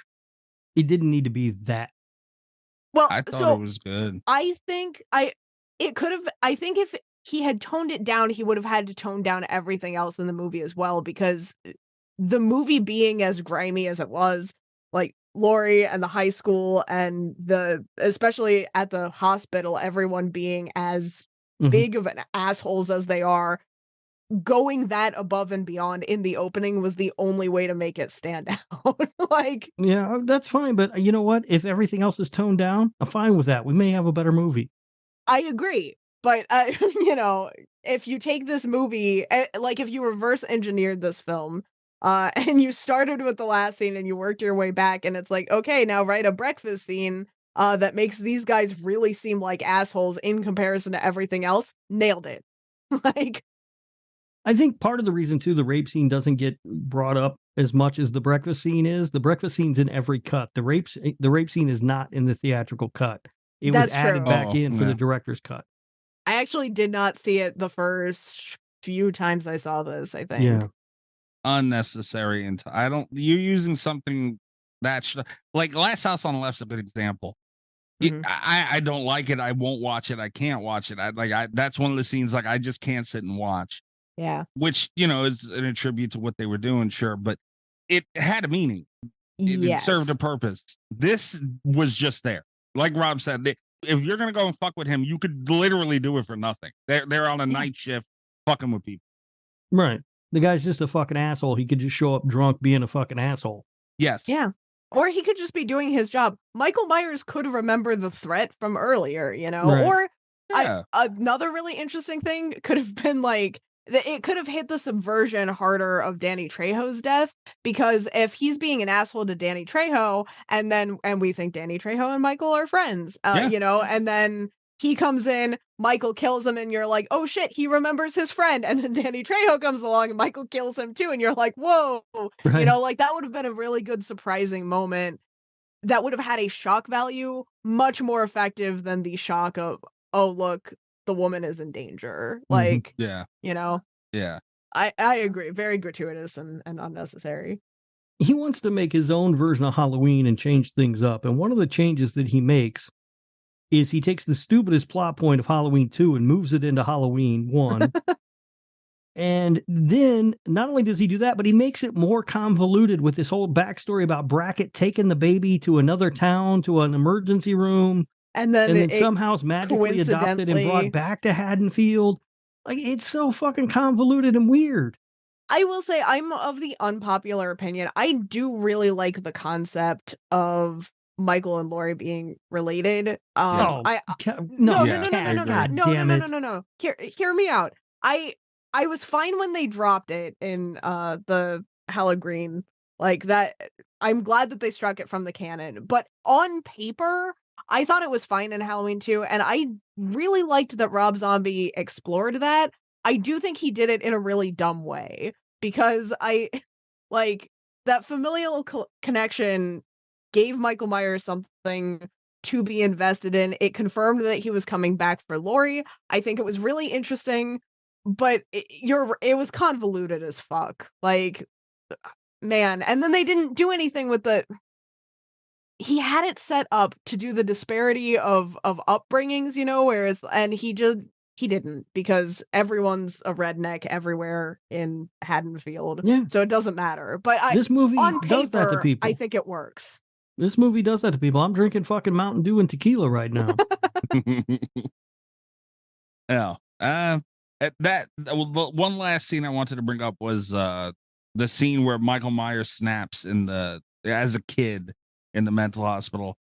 Great, man. Like, the sirens going off, you see everybody screaming at him, and all you hear is the siren, but you can't hear. And that was like he made a great movie. Whether you like what he did. Okay, we Honestly, escalated there, because I thought we were all I thought, Mikey, I thought you and I were on the same page about this being a fine movie to watch, and then Rob was being a little bit harsh to it. A great movie might be a stretch.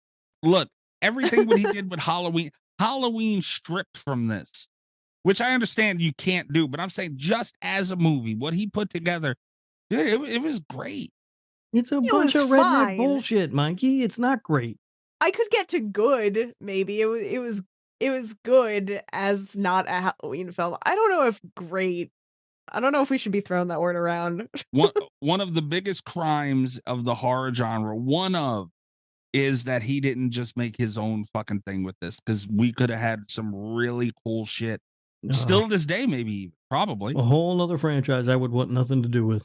Well, you don't want nothing to do with Terrifier. I would watch either, the hell out of this before I sat down for another Conjuring movie. That's what I'm saying. Like it's nothing like anything else. But what about Insidious, Cat? Neck and neck. I would watch Rob Zombie's Halloween franchise. Like, if they were still making these today, I would probably go to that before I went to Insidious, because all the Insidious movies really bleed together for me. I don't even know how many I've seen. Rob Zombie's Halloween 2 is very different than Rob Zombie's Halloween. If everyone was that different, it would be a mystery bag. I would never know what I was walking into, and honestly, I love it. That fucking horse in that second one, man. Jesus Christ. Can't get over it. All right, do you guys want to get to facts and stuff and reviews? Yeah, sure. I'm good. Rob, anything else you want to say? This sucks. All right. Good. I'll add to that. And where are my balls? All right, now you're done. All right, Kat, what are the reviews looking like? All right, starting with Rotten Tomatoes, this has a critic official tomato meter at 28%. It has an audience score of 59%. Wow. IMDb has this at a 6 out of 10, even 6. So, ooh. This is one I had a lot of options for reviews. I'm going to start with one. You guys can guess the score for this if you want, but I really pulled this one for a candy bar. We haven't had a candy bar in a while, so and I think it's not going to be too difficult to get one here. This one opens quite well. ... I don't know what that means. Reading the other views, it really makes me realize how many posers exist in the sad little world of ours. Hold on, sorry. I might be a little bit too drunk to be reading this. As I begin with this pixelated comment/review, please give us a moment of silence to mourn the loss of intelligence in this world. If you are indeed a true Halloween or even Friday the 13th fan, you may enjoy this film. It goes beyond regular slashing and screaming and blood and guts everywhere. It goes beyond stupidity. Rob Zombie obviously has not had the best of luck with the film industry, but this may be the film he needed to kickstart his directing career. Pleasantly mixing the slasher, horror, a bit of gore, and an in-depth look at Michael, I can appreciate this movie and am proud to say that I enjoyed it. Wow. Halloween 2007 could and will never replace the original Halloween, but it is a wonderful, enjoyable remake. What I enjoyed most is it gives you a small, yet slightly disturbing glimpse into the mind of Michael. My thoughts exactly, I recommend only if you are a true Halloween fan.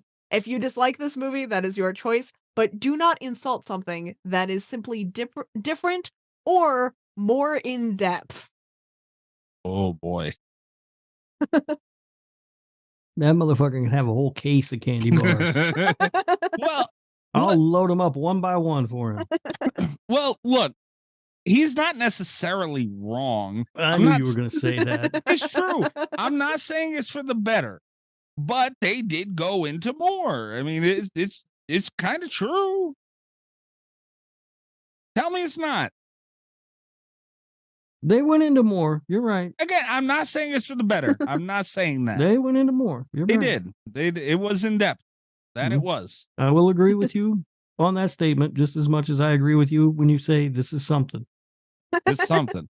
Again, not for the better, but they did go into some shit. All right. So, are there any more reviews, Scott? Yeah. This, by the way, would anyone like to guess the ratings for this? Out of 10, out of the IMDb's 10 like an stars. 8. I think he gave it a 10. Yeah. Right in between the two with a 9 stars out of 10. I'm drunk enough I couldn't figure out what was between 8 and 10. You're between 8 and 10 drunk. She said right in between. I was like, 6? 4. And then she said 9. And I was like, oh, yeah. We have another one here on the other side of the spectrum, but also very pretentious. So this is one that I think Rob will either give a candy bar to or has written himself. I don't know. God damn. Could go either way. This one is titled "Should Be Required Viewing in Film School for What Does Not Work." Oh, I don't and care it, for that title. I don't like it when people do stuff like that. It's not funny. They See, think that's it's funny, but it's not. yeah, this is kind of it sets a good tone for the style of this review, which is why I think you might, even though I think you'll agree with a lot of the statements, I have a feeling you're not going to like the reviewer much. Um, if I had a cool fake last name and a semi-successful pseudo metal band in the 90s, maybe I would be approached to direct a quote unquote retelling of a horror classic to make a ton of money for the studio. If I was, I would keep in mind all the element that made Halloween 78 so popular and leave them how they were, such as a prolonged steady cam shots, to give the sense from the shape's point of view, but minimal chilling soundtrack to add the tension, a brave heroine who is not a helpless idiot, and keeping the main antagonist off screen for at least the first half of the movie to build tension. This formula was great for horror and suspense movies such as Psycho, The Exorcist, Jaws, and the first Friday the 13th and Nightmare on Elm Street movies, and I would keep true to it in my Halloween remake. The only things I would fix in my retelling would be little things that my larger budget would certainly allow. I would make the sets of Haddonfield, Illinois in October look less like Southern California in April. My actresses portraying teenagers would not be in their late 20s or early 30s, and I would eliminate plot holes like the plot of in the plot, like the opening scene of Michael's sister making out with her boyfriend upstairs for only 40 seconds before he leaves, and the sheriff responding to a break-in at the hardware store during normal business hours. I would also pick a year that my remake was supposed to take place and stick to it. I would not confuse the audience by having people of the retro fashions and hairstyles driving pristine cars from the 60s and 70s and the kids on Stingray bikes that haven't been seen in 25 years, but at the same time, modern police cars and cell phones. I understand Rob Zombie's temptation to answer questions that all of us had about Michael Myers, such as why he is so intent on killing people and why does he insist on wearing a mask. The problem is in answering the questions and telling about Michael's background, Michael becomes more human and therefore less scary. Even Zombie's choice of explanation is suspect. The audience expects a tormented kid from a crappy home to turn out disturbed, but a bad kid from a seemingly normal home seems a lot scarier since it could happen to anyone. Not everyone in this movie is a completely inferior to the original, hence my rating of blank stars. The sets look 1,000 times better than the original. The actresses seem more believable than in the original, and we get to see a lot more of them. The new scene of Michael ripping up floorboards in his old house to get his knife and mask were pretty cool. Don't expect a lot from this movie, like being scared or entertained, but if you want to study what truly works in horror movies and what doesn't, this is mandatory viewing. When it comes to horror, less is more, since nothing is more powerful than the viewer's imagination. Remember that, Rob. Yeah, Rob, remember that. I didn't hate what he said, but a couple of things. First of all, don't make fun of Mr. Cummings for his stage name. I mean, that's just not right. A lot of people use stage names and stuff when they, especially when you're in a band. That happens a lot. Elton John's name wasn't Elton John. It certainly wasn't Elton Hercules John. He changed it to. And then also, you don't have to attack White Zombie. White Zombie has some good songs. Leave them out of it too. He's talking about Michael Myers wearing a mask. Come on, man. Well, look, here's one thing we didn't touch on is that the time period is confusing in this movie because he decided at some point to stick with the 63 to 78 time period, but to me it doesn't feel like that at all. No, it doesn't. So that's a complete fucking swing and miss on that, in my opinion. Like I don't think he really did a good job with that at all. So I definitely agree with that. Yeah, that's fair. I don't know. The rest of what he said was fine, I guess. I don't know. Yeah. I'm kind of drunk. I don't really remember what he said now. Good job, Rob. Mm-hmm. Those are all for the reviews, but I did pull just a couple extra titles, because I crossed a lot of just very fascinating review titles for this. My favorite of which, I'm actually going to start with my favorite because they get all kind of punny after this. But there's one just called Rob Zombie. I am a forgiving person, but this is going to take a very long time. God damn. That's funny. 2 out of 10 rating. I was very amused. Someone called this, the only 10 out of 10 that I found for this called it the perfect horror film, which I thought was interesting. They watched the wrong one. By the way, when I don't know if it does this all the time, but when I punched this up on IMDb earlier, it oftentimes it'll show like a clip of the movie or the trailer. Yeah. It was showing the trailer for the 1978 movie. Whoops. Really? Okay. Yeah, I don't know if that happens all the time or not, but good for Rob Zombie, I guess. Right? You're going to be very surprised when you watch it, though. That leads to this title. Did he even watch the real Halloween? That's not fair. Kind of funny, though. I mean, it is funny, but it's not fair. Don't fear this Reaper, but then they gave it an 8 out of 10, which... And then we have Hackoween, a terrifying experience. It's funny. And my other than the this is going to take a long time review. This was my favorite title, Halloween, another devil's reject. I just really appreciated some of the punnery going on. That's nice. In the review titles, but yeah. All right. I've got quite a few facts for this one. Okay. Were you done, by the way, Kat? It sounded like you were I'm done. finished. Okay. First of all, this was made for an estimated budget of $15 million. Its box office gross worldwide was $80.4 million. Damn. Huge success. William Forsythe had actually injured his leg prior to shooting, which is why his leg is in a cast in the film. In the script, the character only had an arm brace, but they just went ahead and worked his leg injury into it as well. Huh. Emma Stone auditioned for the role of Laurie Strode. Oh my God. I have a really hard time picturing that. This would have been a better movie if Emma Stone was Laurie Strode, right? I mean, right? I feel like Emma Stone is just doesn't mix with a Rob Zombie world.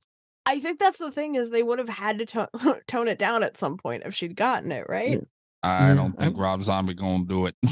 My guess is that's why she didn't get it. I mean, I think I would love to see a Halloween film where Emma Stone plays Laurie Strode. I think that would be fantastic. Great. It's just not this Halloween film. No. Rob Zombie revealed that making Halloween with the Weinsteins was a miserable experience. This is a quote. It was a miserable experience for me, and so I was very reticent to do the second one. I did do the second one, and I thought, okay, well, the first one was a miserable experience, but it did well, so maybe it'll be easier the second time. It was worse. Oh my God, I felt like they were trusting me they weren't trusting me on the first one because they wanted to make sure it was a hit, and now they weren't trusting me not to fuck up their hit. It's amazing how they call it their hit too. Yeah, which explains why there wasn't like a third Halloween film in this timeline. Like he was fucking done. I don't blame him, man. He heard a lot of shit, and rightfully so. But like, who wants to deal with that shit? You know. One thing that I talk a lot about this movie that I mentioned when I talk about this movie a lot, and I didn't talk about it at all, I don't think, tonight, is that it feels very uneven to me. It's like two different movies. Yeah. There's a reason for that. In an interview, Zombie said he went into the meeting with the Weinsteins and he had two films in mind. One, the first one was just going to be Michael Myers in his childhood, and then the second one was going to be a remake of the 78 film. But they shot that idea down and forced him to combine the two. That's stupid.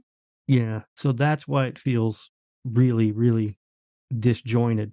I'm not mad at it because, I mean, could you imagine if he made a Michael Myers movie and you didn't even get to see Michael? I mean, you see Michael Myers as a kid. Nobody wants that.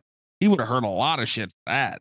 It's the same thing with the Friday remake. Like they had to run through the first three films because you can't have a Friday the 13th remake and not have Jason in a hockey mask. A studio won't want it. Yeah, And, like it makes sense. The marketing is going to be all fucked up and everything. Yeah. else. Oh yeah. Oh yeah. I found this extremely interesting because as I was watching the film this time, and I'd never noticed it before, I kept looking at this actor and going, "Who the fuck is this guy?" And then I finally found out who it was, and I couldn't believe it. The actor who sells the gun to Malcolm McDowell's character in the gun shop is the Monkees drummer and singer Mickey Dolenz. Huh. Really? Yeah. And I could not place the guy, and it was driving me crazy. It's only one quick scene. But I was like, who is that? I know that fucking guy, and I could not place him. And then I read that, and I was like, oh, of course. How did that happen? I don't know. Rob Zombie. Oh. That was a hilarious scene, too, by the way. Rob Zombie originally wanted Danielle Harris to play Laurie Strode and Sherry Moon Zombie to play Linda. Oh, my God. No. Yeah, that would have been a bad idea. This is one of those things that I don't know whether I actually believe it or not, but apparently Malcolm McDowell claims he's never seen the original Halloween. I've read that before. I don't know if it's true, but it is. Just, I don't know. It reeks of those people like, oh, I've never seen that. You know what I mean? Like, what? And if you haven't, Malcolm McDowell, what the fuck are you doing, man? Yeah, seriously. That's not a win. You don't brag about that. Danielle Pennebaker auditioned for the role of Laurie Strode, and Scout Taylor Compton was cast instead. 2 years later, Pennebaker was cast as the female lead in the Friday the 13th remake, and Compton had auditioned for that role, but she lost out.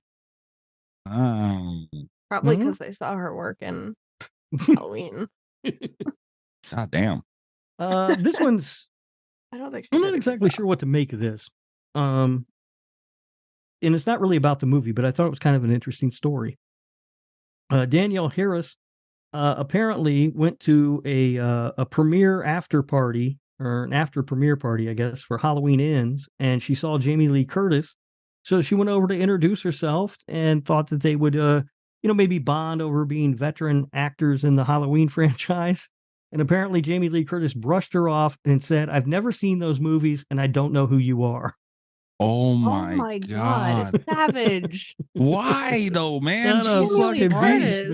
Because she's Jamie Lee Curtis. Fuck it. She can do what she wants. She can do that, but fuck, for what? Damn. Wow. All right. Although this film is a remake, Rob Zombie has said before that he personally does not like horror remakes. I think that shows. They considered John Hurt for the role of Dr. Loomis in this film. Maybe not a bad choice. This movie is said to have been the inspiration for 17-year-old Jacob Evans of Texas to kill his mother and sister in October of 2012. In his written confession, he claimed to have watched the movie 3 times the week of the murders. And he also wrote, "After I watched the movie, I put it back in the case and threw it in the trash can so that people wouldn't think that it influenced me in any way." Oh. I hate when stuff like that comes out, man. You can't blame media. No. I never blame the movie or anything ever. But I also always kind of find it interesting, Yeah, it is. It is. It's the whole basis for Scream. Yeah, like I mean, if all it takes is a movie for somebody to do that, they're probably eventually going to do it. They'll find a reason eventually. Right. Yeah, like come on. Christina Klebe, who plays Linda, took her father to the premiere of the film. She said it didn't bother her that her dad would see her completely naked in it because he's from Germany and nudity isn't a big deal for Europeans. Still seems like an odd choice to me. Do we get a follow-up story about that where it was like, anyway, I was disowned by my father and now I know. I feel like it's still a weird choice, right? Yeah. She also said that she was a big fan of Brad Dourif's, and she was starstruck when she finally met him, and they both love to write poetry, so they spent a lot of time talking about that in between scenes. That's awesome. Yeah. Danny Trejo's death scene was cut from a work print because the studio complained about it. Rob Zombie had to fight with them. He said it was important to show how brutal and uncompassionate that Michael Myers was. And so he finally won, and he was able to put the scene back into the film. But they almost cut it. Huh. which I think would have been a shame because I think that's one of the strong points of the movie. Yeah. I do think it's a good scene, and I'm glad that it's back in. I do kind of wonder why they thought that's where the line was. Right. I don't know. Who knows? I mean, when he says the studio, you're talking about Dimension, so you're dealing with the Weinsteins. They're fucking idiots. Well, yeah. Agreed. Okay. A stunt woman was seriously injured in the balcony fall sequence at the end of the film, and Rob Zombie says that's why the film suddenly cuts to black, and so you don't see the actual landing. I'd be mad. I mean, I fucking fell and hurt myself for nothing. Use that goddamn thing. Some directors don't want to use that kind of stuff. Other people, like, the Exorcist director, whose name escapes me. Why is that? Freaking. Yeah, William Friedkin. He would love to put that shit in the movie. Yeah, I would. Shit. Yeah. I'd be mad if I did it and got hurt and you didn't use it. I'd be like, well, if I got hurt for nothing. Right. That's the thing. If I were a stunt woman, I'd be like, if I ever die filming something, you better fucking use this footage. Yeah. That's my last request. I will haunt you, fucks. It's going in the movie. Yeah, and die for nothing, man. Put it in there. Might as well now. Yeah. Just a couple of more. Deborah Myers is the only person to die in the film that's not killed by Michael Myers. She's also the only character in the entire Halloween saga to ever commit suicide. Wow. Start. And finally, the teenage version of Laurie Strode does not appear as the protagonist of the film until 52 minutes in. All right. I'm not mad. I mean, look what he was doing. You know, like, I just feel like that leads to the part of where it feels disjointed. Like you can almost tell where one movie ends and the other begins. Yeah, you can. Yeah, you can. But again, look what he was doing, though. You know. I know. Well, won't want to lose any of that. All right, so that was it. That's it. Okay, so let's Portnoy this sumbitch and get on out of here. This should be interesting. Does anyone want to go first? I can go first. Whatever you want to do, Mikey. It's I'll your go birthday. first. Yeah. Okay. All right. Boy. This one's hard. We talk about like some movies get like a grading scale in a way, kind of. Uh-huh. And this one, it gets a big grading scale, and not in a negative, in a positive way, rather. Because if I was just doing this movie, the movie, what was done, my score would be much higher. Okay. But you can't do that with this movie because it's a fucking Halloween. Like, out of all the things, touched royalty. You can't ignore that when giving a rating on it. At least I don't think you can. You're right. Yeah. I might have to adjust mine, actually. I mean, that's the way I see it personally, because it's got to affect That is how we've been doing it. Yeah, and again, it's Halloween. Yeah. You know, it's not like, and not to piss Cat off, but it's not like, House on Haunted Hill where, it's, you kind of, like, some of them don't affect it as much, at least for me, in my score. Something like this, Halloween remake would do the same thing, as well as Nightmare on Elm Street. This is royalty here. And it did the royalty dirty. But I still think he put together a really good movie. Visually, it was phenomenal. Was it perfect? No, but it's a good fucking time. A good part of this movie. Like, again, minus the scene we fucking mentioned earlier. But other than that, like, it's a dark movie. It's I'm gonna give it, for some reason this is yelling at me. I'm gonna give it a 5.4. I'm gonna yell at you. What else is new? Kat, you wanna? I'm in the middle of adjusting my score if Rob wants I can go. It's do probably his. better if I go so we don't end on a down note with Mikey crying on his birthday. And you had a 5.4? 5.4. Okay. So, this movie's not good. I don't think it's good as a Halloween movie, certainly, and as just its own thing, I don't even think it's good. Rob Zombie is an accomplished technical filmmaker. He's very good at what he does, but what he does is trash that I don't like. And I feel like he brought his trash to Haddonfield and dumped it on my front lawn, and I don't appreciate it. There were a few things I did like. I liked the soundtrack. I thought there was the change to the Loomis character. I really enjoyed. I thought was interesting. But overall, I don't know. Like Mikey said, it was a good time. I had no good time with this movie at all. I give it a 2.6. God damn, Rob. Come on. Really? Yes. Jeez.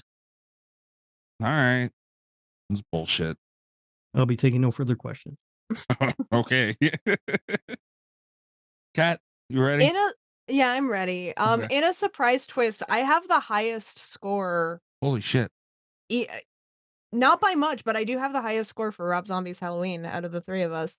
Okay. And I had it a lot higher until I adjusted, because that is how we've been doing remakes. That's how I've been doing remakes.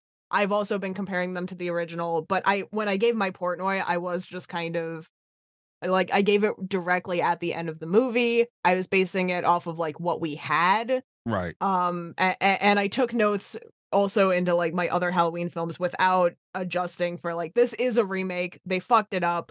I ended up subtracting points for that. Mm-hmm. Not points plural, but like over a full point for that. And that leaves me at a 5.5. Okay. That's fair. You might want to remath on that, Kat. I don't think you did the subtractions. I am right. a little bit drunk, but we're gonna find out tomorrow. I had a 4.2 originally and ended up bumping it up accidentally. No, but I had it at a I actually had it at a 6.9. Just so, this is gonna make Mikey mad. But just above my H2O score, because I ranked 6.9. I had it just above H2O. Did you just did that for the joke? No, I did it because I had H2 at like a 6.8, I believe, was my Portnoy. So I went just a little bit higher for Rob Zombie's Halloween. But yeah, considering it's a remake, I don't feel good putting it, because when you compare it to the original, Mikey said it, they did it dirty. They did. They did. Honestly, I like it as its own movie. I like it. It's good. Yeah. It's not great, but it is good. Well, again, I can see that. I can see it. I'm not mad at that opinion on it. But yeah, I mean, honestly, if I was taking no points away for it doing the original as dirty as it did, I mean, this is it might be in the low 8s. Honestly, get the fuck out of here. I'm dead ass serious, man. It's a fucking hell 0.9 movie. If you look at it as not a Halloween movie, they gave you crazy kills, a brutal killer, and I didn't think the kills were that crazy. There were a couple of repetitive ones too. That kind of annoyed me a little bit. But you know, it was. I didn't think that. I thought it was a good horror movie. It was a really good horror movie. Was it though? I think so. If I was looking at this as not a Halloween remake, I still wouldn't give it over a 4. Over a 4? No. It would be like a 3.3 or something. No, this is no. It's not good. It is though. It has terrible characters. The dialogue is shit. Everything's covered in a thin layer of grime and disgustingness. There's nothing good here. You're a son of a bitch. I didn't even care the outcome of this thing, but you still pissed me off. You're a son of a bitch. Damn you. I don't. Again, I guess it's not your movie. You picked a movie you knew I wouldn't like, and now you're mad because I don't like it. Get the fuck out of here. I'm not mad you don't like it. Would you think it was going to be a Mikey's birthday miracle? Get the fuck out of here. That would be nice, though, wouldn't it? Oh, that's what we should have done. We should have had the AI write a thing called Mikey's Birthday Miracle to see who gets killed. Pretty funny. But yeah, damn you, Rob. I don't know, man. I don't need too much to like it's a horror movie, man. There is nothing wrong a la Terrifier with a horror movie just giving you some fucking crazy kills, man, and having a good time with it. No, but a lot of people do that and still make a good movie with a good story and interesting characters. Right, but that's not what you're not getting that here. They're fresh out of all that. I know, that's why I'm saying it's not a good movie. I know exactly what I don't get here. Trust me. Son of a bitch. All right. Rob, I feel like because now, again, we have, looking at the schedule again. Next weekend's Patreon pick. Weekend after that's Rob's going to be out. But the week after that it's going to be Rob's birthday pick. And I feel, that being said, I feel like I could have done worse, and I don't think you should be that mad at me. I haven't made a decision yet. I told you I've thought about it. I'm down to a few movies here. I've got a Fuck Mikey movie. Oh. I've got a movie I think we'll all like. And then I have a nuclear option that we're all going to hate, but I think is really funny. I strongly believe that the Fuck Mikey option should be Halloween 2. I just think Rob Zombie's Halloween 2 specifically. I mean, that's not completely out of the range. See, the whole thing really got thrown off when I discovered that Kiss Meets Phantom of the Park 2 is not a movie, but a comic book series. I was very disappointed. Thank God. Man. I'm just happy it exists. Unless you guys want to do a comic book series. No, we already did a cartoon. We can't have too many. I told you guys, I got shit for that. We get to we're gonna have a comic book. What the hell? No. Oh, the other thing that we could do also, and I told you guys this, I will be out on what we would be recording on my actual birthday. I could just pick a movie for you guys to watch. Yeah, you can kiss my ass too. Absolutely not. Because that'll be the nuclear pick, and you're out of town when the nuke goes off. No. But all right, so that's what we got coming up. We don't know what we're going to be doing for the Rob absent we get. You're racking up a lot of absences, man. Look at you. I know. I'm not proud of it, but it's my new reality. You know, and the worst part is that we also have to account for we owe Mikey a Paranormal Activity movie, which now is going to have to be postponed. Yeah, as long as it's coming, I'm fine with waiting. It don't matter. It don't bother me to wait. We had talked about doing it instead of Rob's birthday pick, but then you decided you wanted Rob not to have to miss out on Paranormal Activity too. Well, so hold on now. I don't want it. No, for there to be no confusion. I would be perfectly fine with Rob and not having to hear Rob bullshit me through fucking Paranormal Activity too. Our listeners, unfortunately, enjoy what Rob does. Yeah. Okay. It's not me. I would be more than happy to not have Rob shit on my Paranormal Activity parade again. I am indeed the one I'm the straw that stirs this drink, you know. Are you learning some new phrases in the South? I don't know where the fuck that came from. Yeah, I don't know either. It's a fucking weird one. I think I found it at the bottom of this hillbilly margarita over here.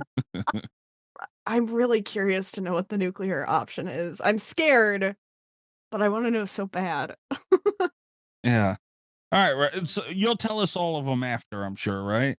Yeah, and I think I'll probably be ready to announce the pick next week, maybe. Okay. Because I'm not going to be here the following week, although I could include it in my statement that I'll probably make. Wait. No, you don't need to do another one of those stupid statement things now. Don't. All right. I'm telling you ahead of time now. Don't do a statement. All right. Rob, absolutely do a statement. People will. not next week, the following week. Don't be sneaky.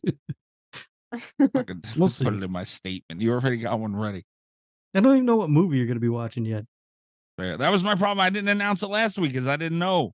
It snuck up on me, man. I know. I'm down to these three, and then Kat threw this fourth into the mix. Yeah. But I kind of feel like I can't pick that one because it's Kat's idea. I just think that would be so funny to like immediately choose the sequel to Mikey's own movie that he picked. Yeah, I mean, it is a good idea. Watch the instant regret. Oh, there won't be any regret. I know. And again, this bit me in the ass with Velocipaster, but because I went in saying, it's not going to be as bad as Kiss Me Phantom of the Park. I mean, Rob, if you could do that again, I would absolutely hate it. But part of me would just be like, bravo. Like, if you could do that twice. Dude, it was really tough finding Kiss Meets the Phantom of the Park. Remember, we had to watch that on Facebook. We did have to watch it on Facebook. I mean, all right. Patreon.com//radio. Please go check that out.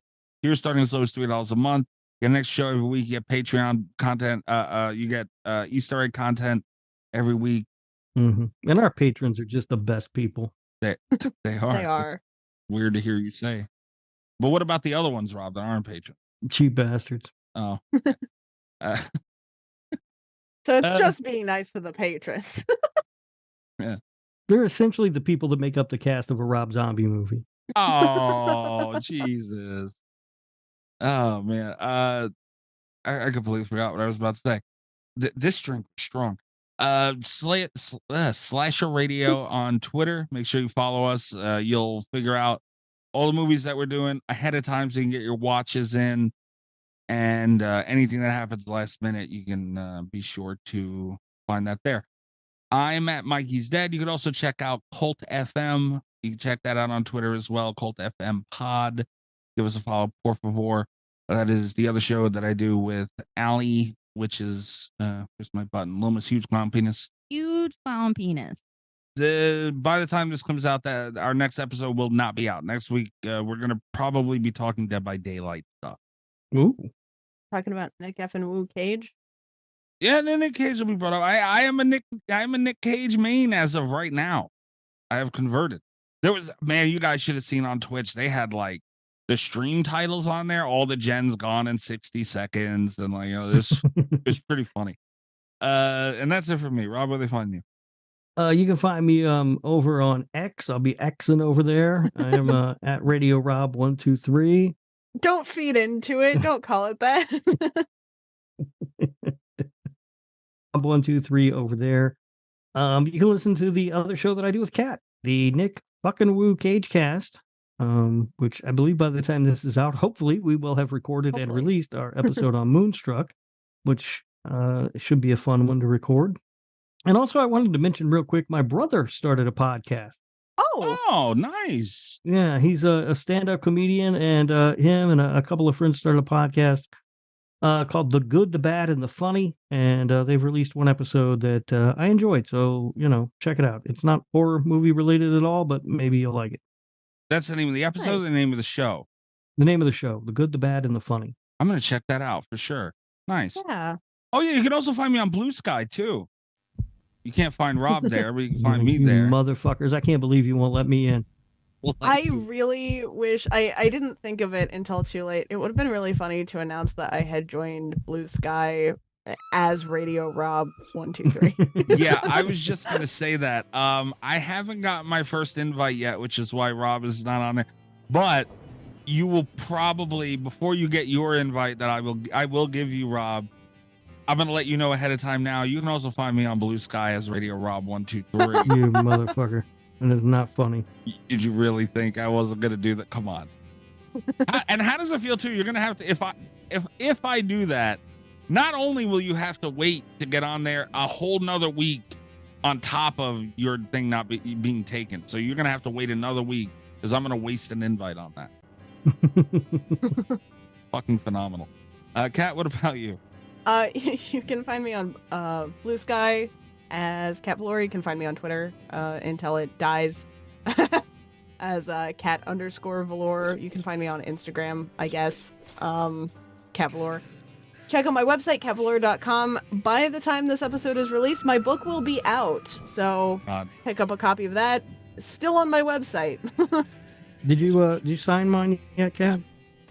Yes, they've I signed the book plates. Ingram which is our printer, has notified us that there is a delay. They have not told us what the delay is or how long it will last. I have a feeling it has something to do with them getting slack over their terms of service, but that's like a whole other issue. Okay. So anyway, I was not allowed to sign anything because they will not print the books. But I signed the book plates, so they'll have signatures if we can get them printed. Nice. Okay. All right, guys. Come back, check us out next week. It's Patreon time. We don't know what we'll be watching. We hope they'll be gentle. Good night from Slasher Radio. All the best of Slasher Radio podcast.